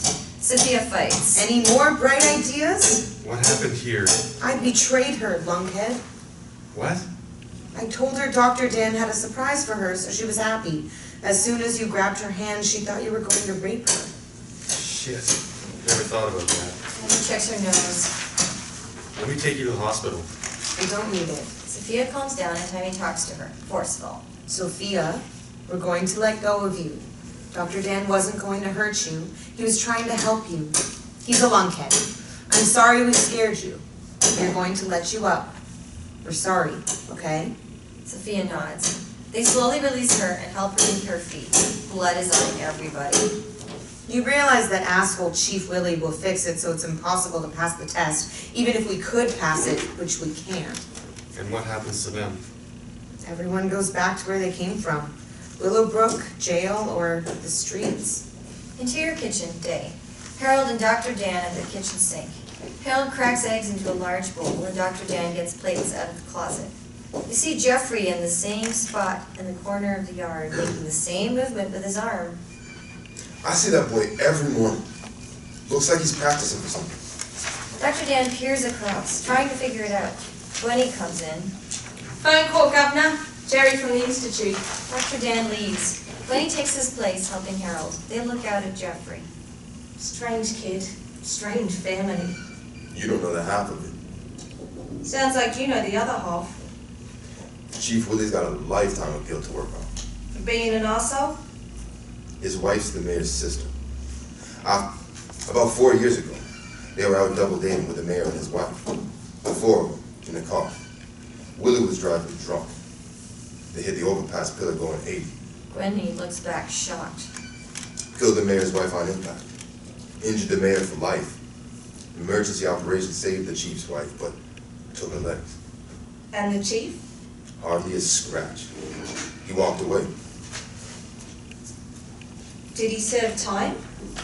Not even a trial. Good old boys at the scene covered it up. Mayor won the election on sympathy votes. He's the mayor's whipping boy now. Dr. Dann returns. I've got to run. Gwennie, you okay to pick up the groceries? She nods. Dr. Dann notices Harold's bicep. Jesus, how does anyone get arms like that? Dr. Dann leaves. The mood changes. You do keep yourself in shape. Old habits die hard. Looks like you've had this habit a while. She runs her hand over his bicep. Used to make a living with my body, so staying in shape was just a job. I would say the same thing, but I don't have a bleeding rock where my arm muscle should be. Harold laughs. There wasn't much else to do in prison. Come on with me downtown. I'm taking Candy, Mike, and Meredith shopping. I could use the help. Gwennie winks at him as she leaves the room. Harold just whistles. Exterior van, day. All 5 people pile into the van. I've got to gas her up. Exterior gas station, day. Gas station attendant comes to the driver's side window and startles when he sees the crew in the van. Fill her up. Regular. My family. He leaves to fill the tank. Gwennie laughs. Took that bloke by surprise. Come on, you lot, let's shop. Interior food store, continuous. Series of shots. Gwennie and crew going through store with carts. Meredith is taking liberties, driving out of control, nearly crashing into another shopper. Taimi recites what they need, and Mike reaches for an industrial-sized box of pancake mix on the top shelf. Meredith sneaks grapes, eyeing a cheese display on the dairy counter. Candy separates the cheddar from Swiss cheese in the cart. Gwennie at the register getting rung up as the register kid might as well have his tongue out, gawking at her. Sophia looks on in amazement at the moving conveyor belt. She's never seen one before. Outside, the crew packs the bags just right in the van.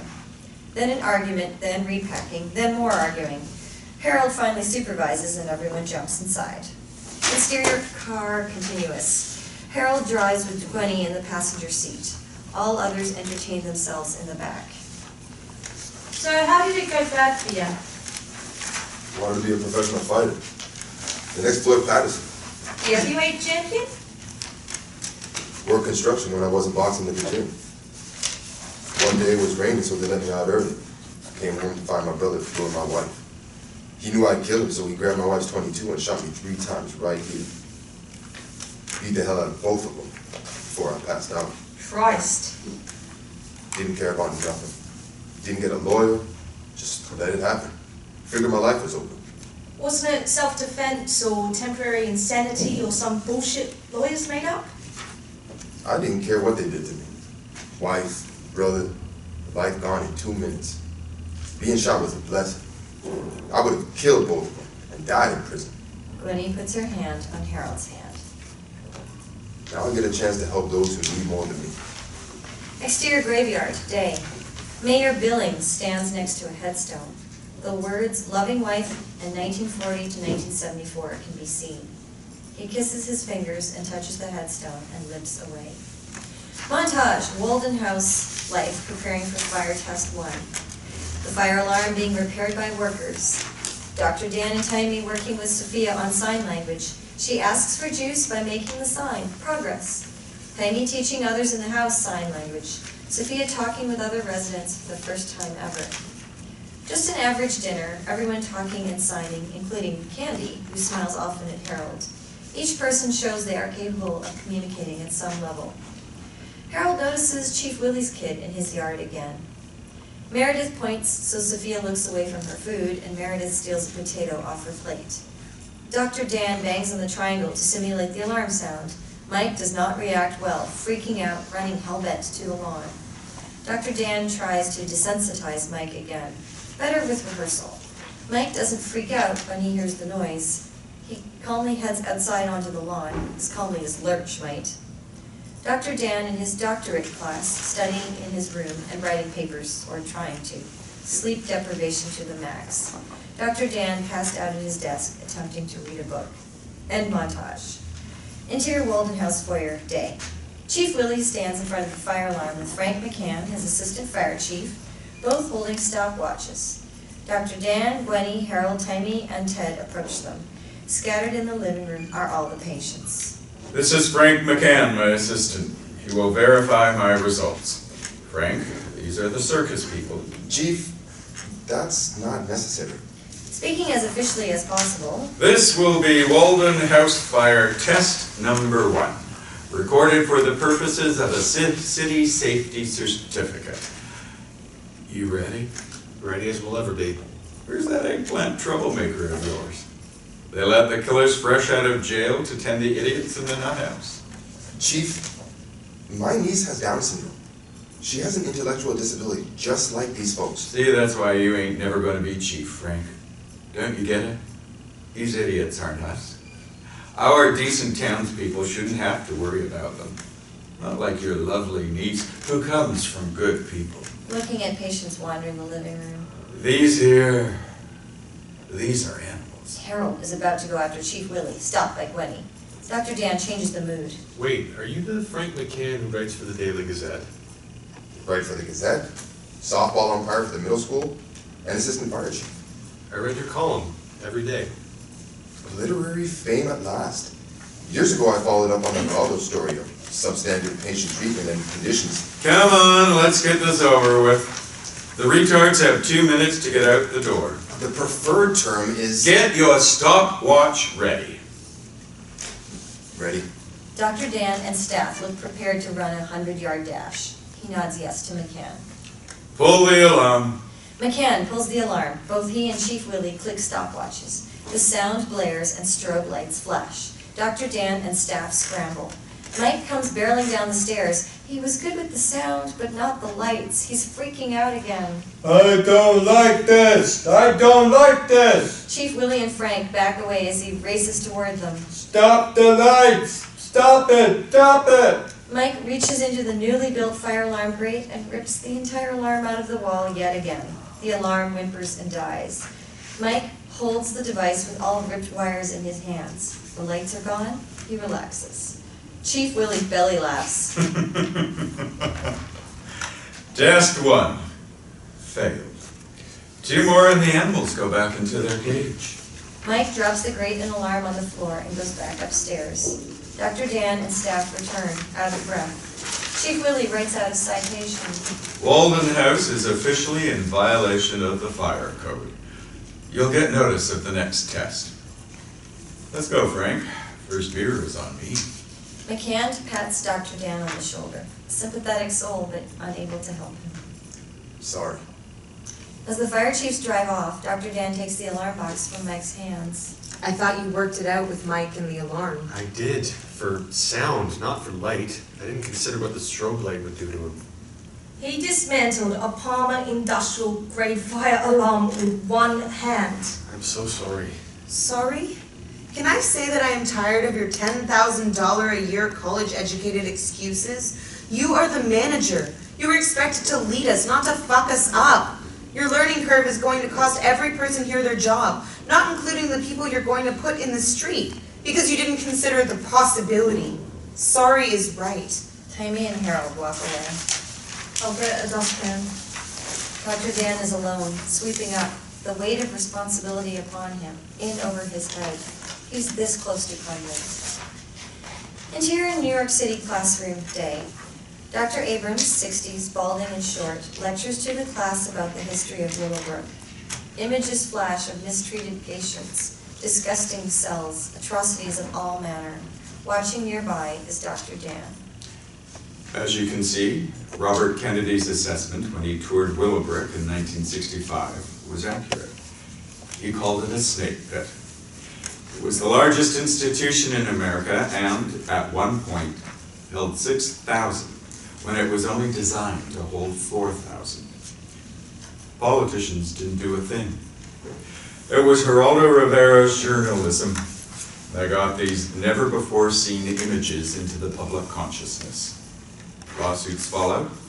Now we are on the verge of a Mental Health Act that makes mental health a civil right. Since then, the treatment of patients has been radically different. Today, we have one of our own in charge of an experimental group home who will tell you more. You all know Dann. In the dark of the presentation room, Dr. Dann is out, under, asleep. He's nudged by a fellow student. He clutches at his paperwork and notes and stumbles forward. The students snicker. Dann? Yes, thanks. Thank you, Dr. Abrams. The students look to each other like, what the fuck? Patients' rights is what we're discussing, correct? Looking Dr. Abrams, who gives him a nod.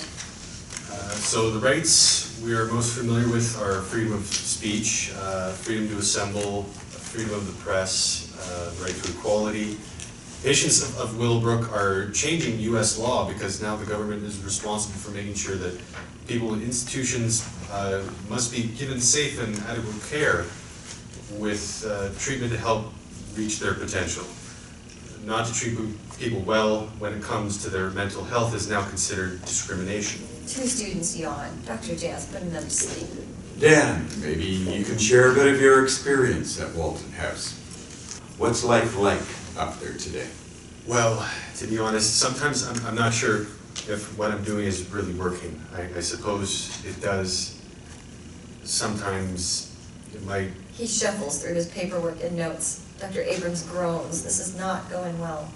One patient was averaging almost 20 violent episodes a week in the beginning. Student one raises a hand and asks, What type of violence? People knocked unconscious with a clubbed hand, destruction of property, biting, like that. Hurting herself. This woman was raped multiple times by staff, by residents. Students look aghast. But Dann, now turning the corner on this, is waking up. She knows how to survive, and now she can communicate. We taught her and others sign language. Now they can understand her. Letting his paperwork drop. These days, she only has minor incidents, so that's kind of good. Very good, I'd say. They're very under-socialized. A large part is just, teaching them how to have dinner together, watch TV, listen to music. Stuff we do and take for granted is another world to them. They never have had anything like that. This woman I described last week was taken downtown to shop for food. She'd never seen a conveyor belt, never been in a food store. She was doing so well. Then it started to rain and Dann chokes up. we were walking and she stopped and started taking off her clothes right there, right on the sidewalk. Cars going by beeping, and she pulls off her top and starts pulling her pants down, and I'm trying to block the view, and Taimi covers her up, and we get back into the house. Taimi figured it out. This woman never felt the rain. Her whole life, never felt the rain. She thought it was time to take a shower. She took her clothes off because that's what you do when you take a shower. Every student is transfixed. Interior Dr. Abrams' office, continuous. The room is a disaster of piled books, a goldfish bowl with a single large goldfish, named Socrates, on the corner of the desk. There is a lone chair in the middle of the office mess where Dr. Dann sits. Sorry about class today. I didn't mean to lose it. Dr. Abrams makes no eye contact as he's engrossed with putting books away. Never apologize for your passion. I just got lots of stuff happening. Like what? Dr. Dann's speech is sleep-deprived, rambling, nonstop, and rapid. Well, my life left me, I left her. I listened to someone die in the rooming house, and we have 2 more fire drills before we're thrown out and Walden House is shut down. It'll be my fault. These people will become destitute, and they're looking at me for an answer, and I'm not sleeping. I can't hold on to staff. I've got nonverbal violent women with an IQ of 40, a freaking out giant, a man with pica, synesthesia, encopresis, a woman with Willy, and with intermittent explosive disorder, a Down syndrome man who won't understand, and all that, and a woman who was catatonic. Dan pacing then sitting for 3 seconds, then pacing again. The Willy woman might have Williams syndrome. She plays Chopin perfectly, and it's homophobic. Never seen anyone so afraid of blood, and then there's nothing in her records. Why? My staff? No one stays. The best person who's never gone to school is better with every one of the participants than I am. The cook is an ex-con who knows about life, and I never will. And my secretary has an insanely gorgeous body, and she knows it. Boy, does she know it. And she wears a top with a plunging neckline. That isn't suggestive, it's directional compass. Dr. Dann loses the grip on his pen, and it flies into the fishbowl. Dr. Abrams looks to Dr. Dann, then to the fishbowl, pulling out the pen. Sorry, Socrates. You didn't mean it. Violent woman, giant, pica, synesthesia, encopresis. Interesting. Greater Willy, intermittent, explosive, catatonic, Down syndrome, homophobic, no staff, great staff, ex-con, directional compass. Very interesting. The fire code requires everyone out of the home in 2 minutes. It's impossible. Then give up. This silences Dr. Dann as if not hearing right. What? I recommend you give up. Pats Dr. Dann on the shoulder twice, goes back to his books. I don't understand. Nothing is working out how you planned. Your personal life is a shambles. You're overwhelmed with responsibilities, and you have no idea what's going to happen. Yes? Yes? So, give up. What about my dissertation? Let it go. What do you need that for? All it is going to do is prepare you for a career with disturbed people. More headaches, more disappointments. Why be miserable? I say let it go. Just like that? Just like that. Maybe get a hot dog pushcart. Sell hot dogs on the street. It is a good living. You're your own boss, independent. You could be a hot dog vendor. You think I should sell hot dogs? Why not? Of course, you'll have to get a permit for a pushcart business and insurance for when someone sues you because the hot dogs were not cooked well enough. And you will need to display a certificate of inspection approval from the Board of Health. They are picky, but you can deal with them after all this. Dr. Dann nods slower. He gets it. The old reverse psychology bit. People will criticize you and your hot dogs. And hoodlums might try to steal your fine food, rob you at night when you come home with cash. You can always hire bodyguards. Shouldn't be an issue. Prepare yourself for a life of comfort and ease. Dr. Abrams continues to put away books. Dr. Dann gets the point, rising to leave. Thank you, Doctor. I'll let myself out. Don't forget what Freud said. Dr. Dann stops. When God closes a window, he opens a group home. Dr. Dann pauses. Freud never said that. You would have if he had walked a mile in your shoes. Leave the draft of your dissertation on the desk. Yes, sir. He puts it on the top of the stack on the desk of Dr. Abrams and turns to leave. Directional compass. Montage. Walden House patients and staff prepare for the second test. Superimpose a ticking stopwatch over all this action. Extra staff practice the fire drill using the old alarm and full lights to simulate the experience. Each staff person has a stopwatch, and the time is shown on each of their watches as they move through the drills. They practice unannounced, with residents starting from the 4th floor, from the pantry, from the living room.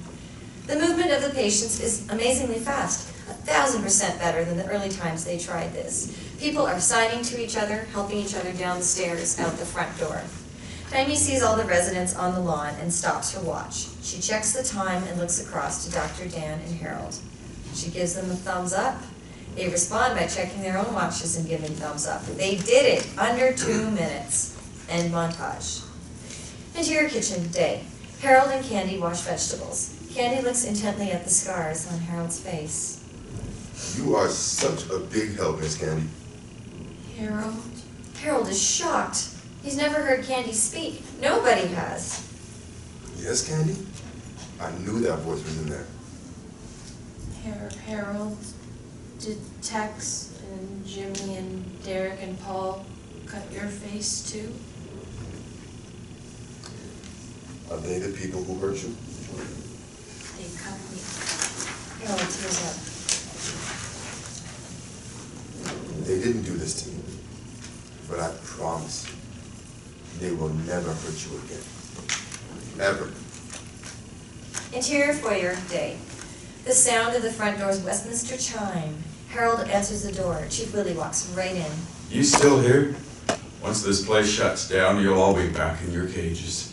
We might surprise you. Let's get to it. Harold is startled. Willy means to do the test now. You need someone else to verify. Gwennie comes out from the office. Where's Frank McCann? In case you people haven't figured it out yet, I make the rules. Willy, still with a bandage on his hand, takes out his stopwatch and clicks it. Without a second of warning, he pulls the alarm. Ring! The alarm clangs. Series of shots. The second fire test is upon them. Everyone in motion at once. Gwennie and Harold start stopwatches, which hang around their necks, and counts into now practiced action. Dr. Dann runs down the stairs and guides residents out the oak door onto the front lawn. Stopwatch beats on as residents flee the house. 35 seconds in, everyone is on the move. 1 minute, 10 seconds, and all but Candy, Mike, and Meredith are out.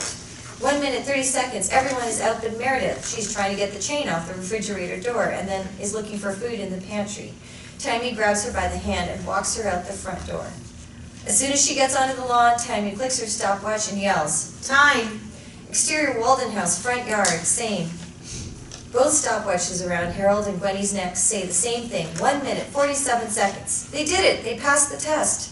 Dr. Dann hugs the celebrating patients, clapping their hands over their head, Harold beaming at the sight until he notices Chief Willy, continuing to stare at his ticking stopwatch. Dr. Dann approaches as Chief Willy makes his way inside. Interior foyer, day. Chief Willy checks his stopwatch, still running past the 2-minute mark. He stops it at 2:22. The alarm is still going. Chief Willy writes on his clipboard. Harold's bicep and veins bulge as he steps in, nose to nose. Shut that fucking thing off. Chief Willy smiles, takes out a special key, inserts it into the monitor, turns it once halfway. The alarm stops. That was damn close. Such a goddamn shame. That alarm is wired right into the station for the official time. Celebration is still going on outside. Dr. Dann and Taimi look utterly defeated. Harold is in Chief Willy's face. Bullshit. Only missed it by a few seconds. By law, there has to be 2 of you to verify. Chief Willy points out to the Red Fire Chief's car. There's a dumpy man, Felix, standing against it. Felix sees Chief Willy pointing and gives a single wave. Now, Felix and I, our hearts go out to you. We both witnessed how hard you tried, which we will duly note in our report. Harold flexes to destroy Chief Willy. Take the shot. Do it. Dr. Dann steps between them, to Harold, pointing to the patients. It's not worth it. You'll go back to prison. They'll go back to Willowbrook. Harold considers the situation. Dr. Dann approaches Chief Willy, trying to fathom. Why do you hate us? This takes Chief Willy aback. Is it you, or is it the mayor who wants us out? You'll be killing these people. Not my problem. Oh no? Your son has issues. This stops Willy straight up, heading back into Dr. Dann's face. You shut up now. Is that what this is about? You're afraid he's one of the animals? You can't reach him, and you can't figure out what you did to deserve it. You shut your filthy mouth. Like holding up a mirror, you can't bear to see it in your own house. Willy is this close to lashing out, but backs off, flustered. You belong in a cage, and I'm gonna put you there. Chief Willy stumbles off. Exterior Walden House, front yard, same. Everyone is still celebrating. Chief Willy stumbles out the door and down the steps, looking at them. You're gone! All of you! Gone! Harold puts his arm around Dr. Dan. What the fuck did I just do? You told the truth to the wrong guy. You're in a heap of shit now. Taking Dr. Dan to one side to calm him. Something I learned from a man I have a lot of respect for. Inside of a ring or out. Ain't nothing wrong with going down. It's staying down that's wrong. Harold walks Dr. Dan out the front door, stands on the porch, and addresses the group. Everybody, you did great today. I want everybody in the van. Tonight's pizza time. A huge cheer from the residents. Interior Mayor's office, night. Chief Willy sits across from the mayor, who stares back at him in disbelief. That did it? Chief Willy just nods yes. Good thing you had Felix along.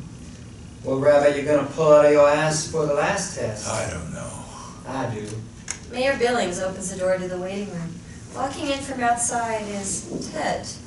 The mayor motions for him to close the door, which Ted does. The mayor moves right to Chief Willy, eye to eye. You think I was gonna let you screw this up without a backup plan?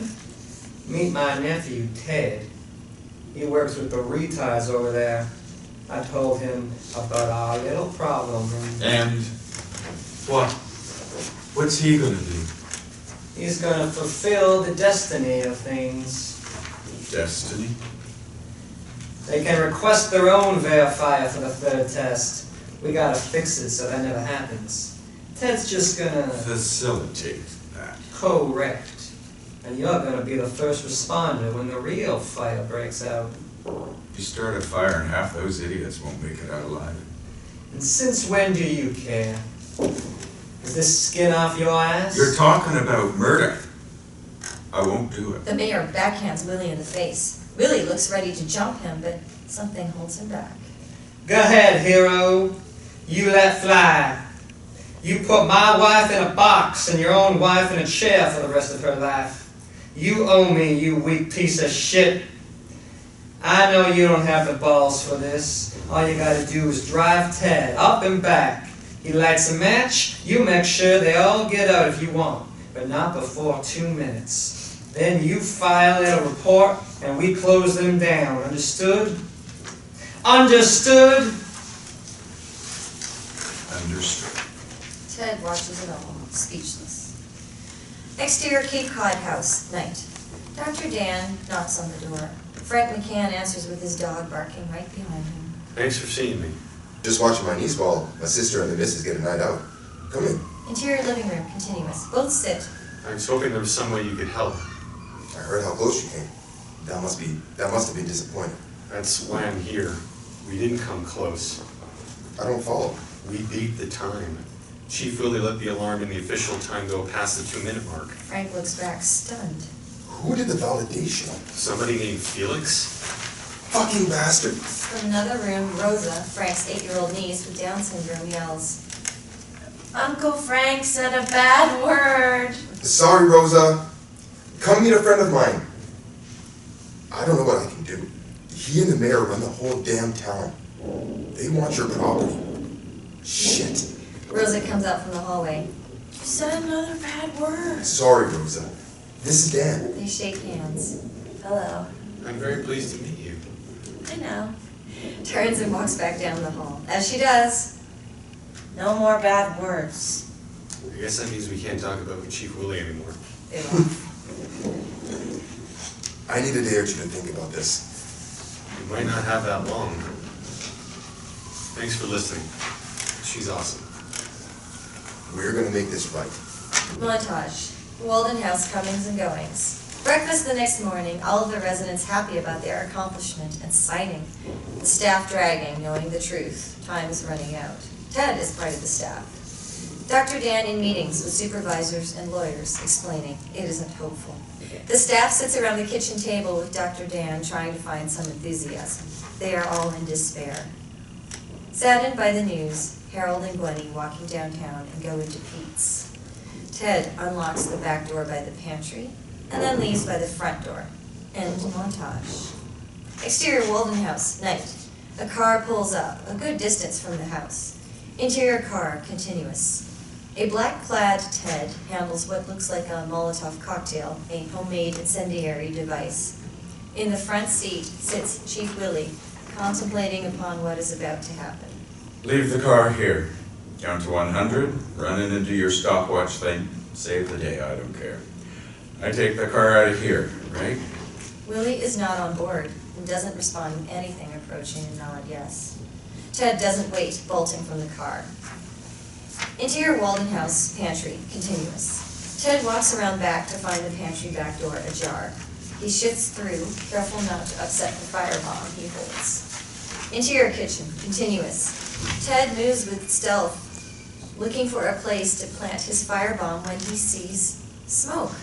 Billowing from the stove and licking the wooden cabinets is fire, cascading, leaping, spreading fire with a will of its own, only helping the fire along with a will of his own, Jeffrey, holding a stove flame fire starter, setting fire to every wooden and paper item in the kitchen.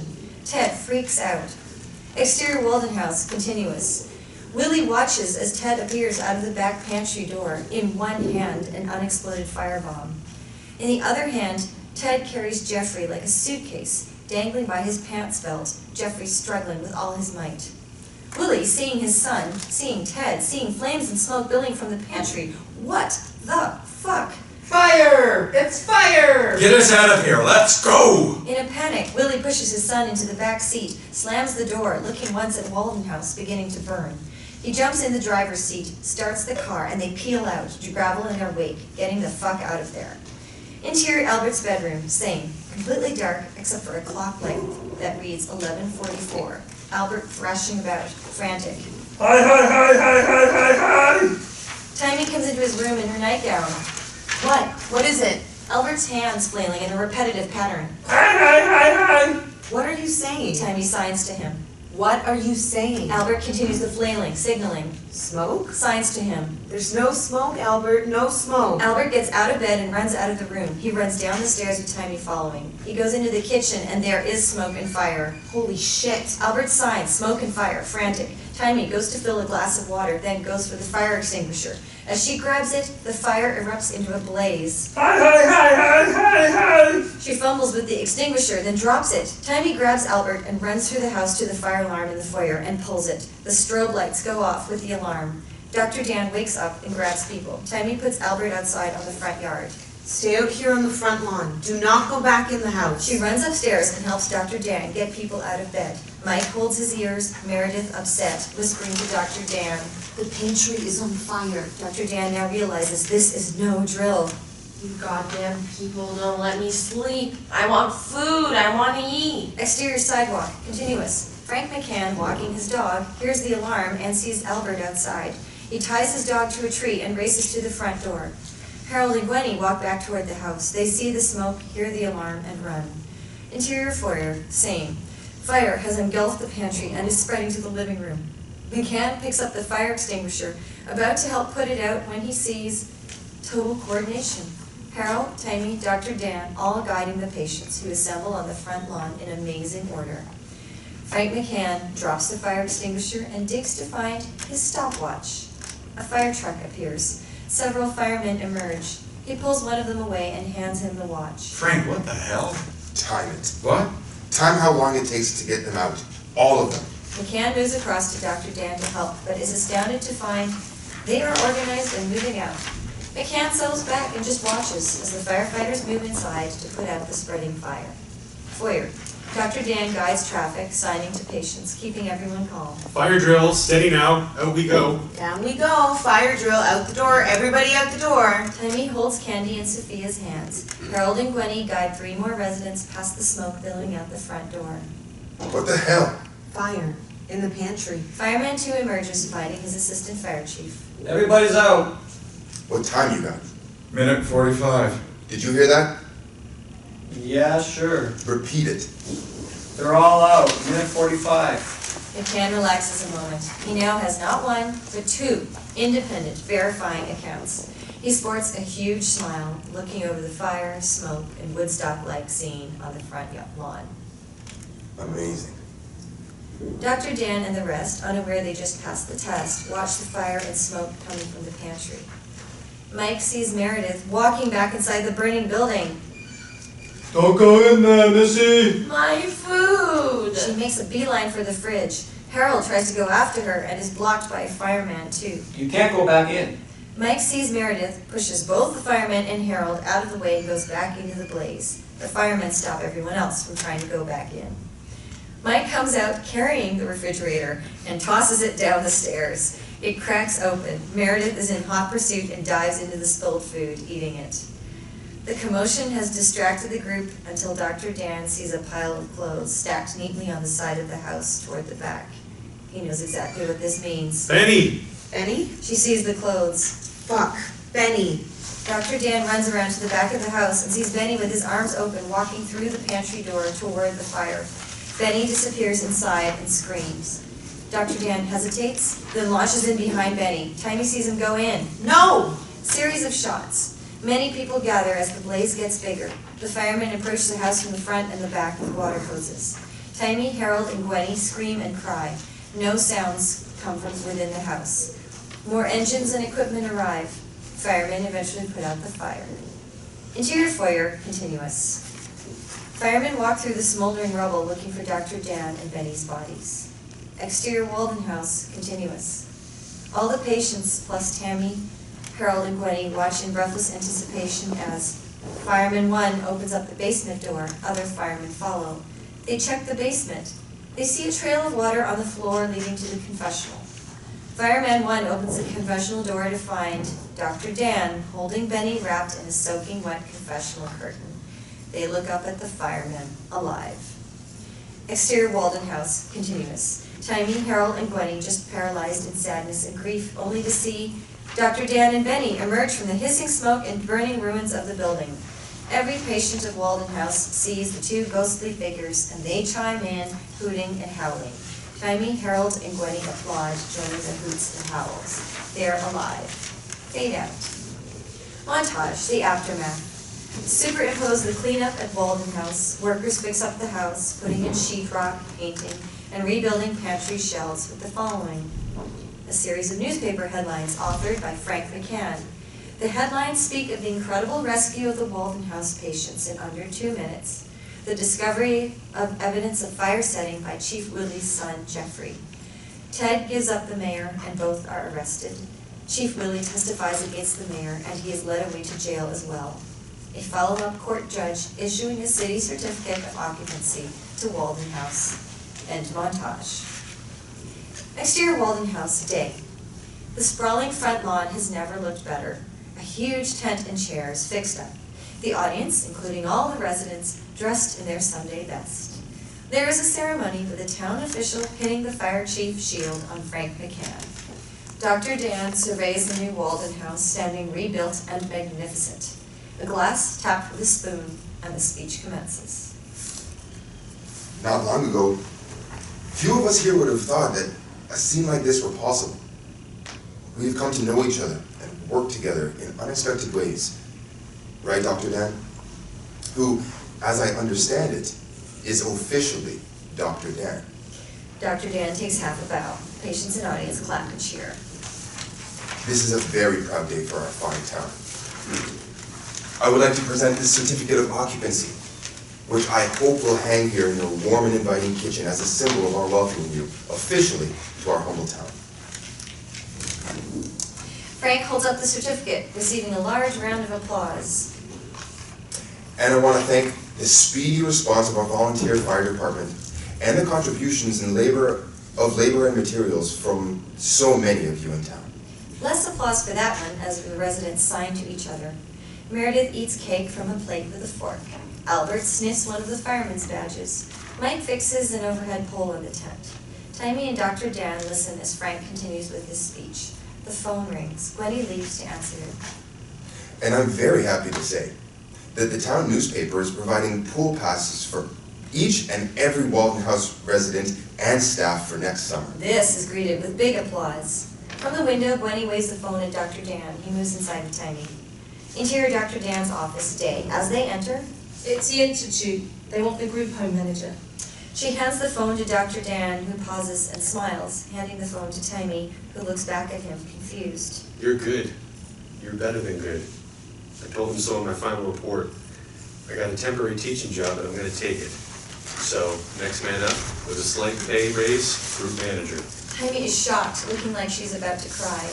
She hugs Dr. Dann as the residents race along the Walden House lawn in bright sunshine. Fade out. Superimpose the following. Sophia, Meredith, Mike, and Albert still live together. They all work in the community and pay taxes. Candy's attackers were brought to trial and convicted. After the trial, she moved back home with her family. Benny had a heart attack and finally got to see his father in 2001. Taimi managed Willowbrook for several years and eventually became a licensed clinical social worker. Harold began boxing programs for inner city youth. Gwennie became an administrator for a metropolitan mental health agency. Dr. Dann lectures on therapy for people with intellectual disabilities and teaches positive psychology at the University of Pennsylvania and Columbia University. In 1980, mental health became a civil right in the United States through the Civil Rights of Institutionalized Persons Act, CRIPA. This federal law protects the rights of people in state or local correctional facilities and institutions for people with intellectual and developmental disabilities. It was informed by the Willowbrook Decree through the courage, resilience, and progress shown by its residents. Since Willowbrook, more than 10,000 group homes have opened for people with intellectual disabilities. The last resident left Willowbrook on September 17, 1987. There may be times when we are powerless to prevent injustice, but there must never be a time when we fail to protest. And leave these all.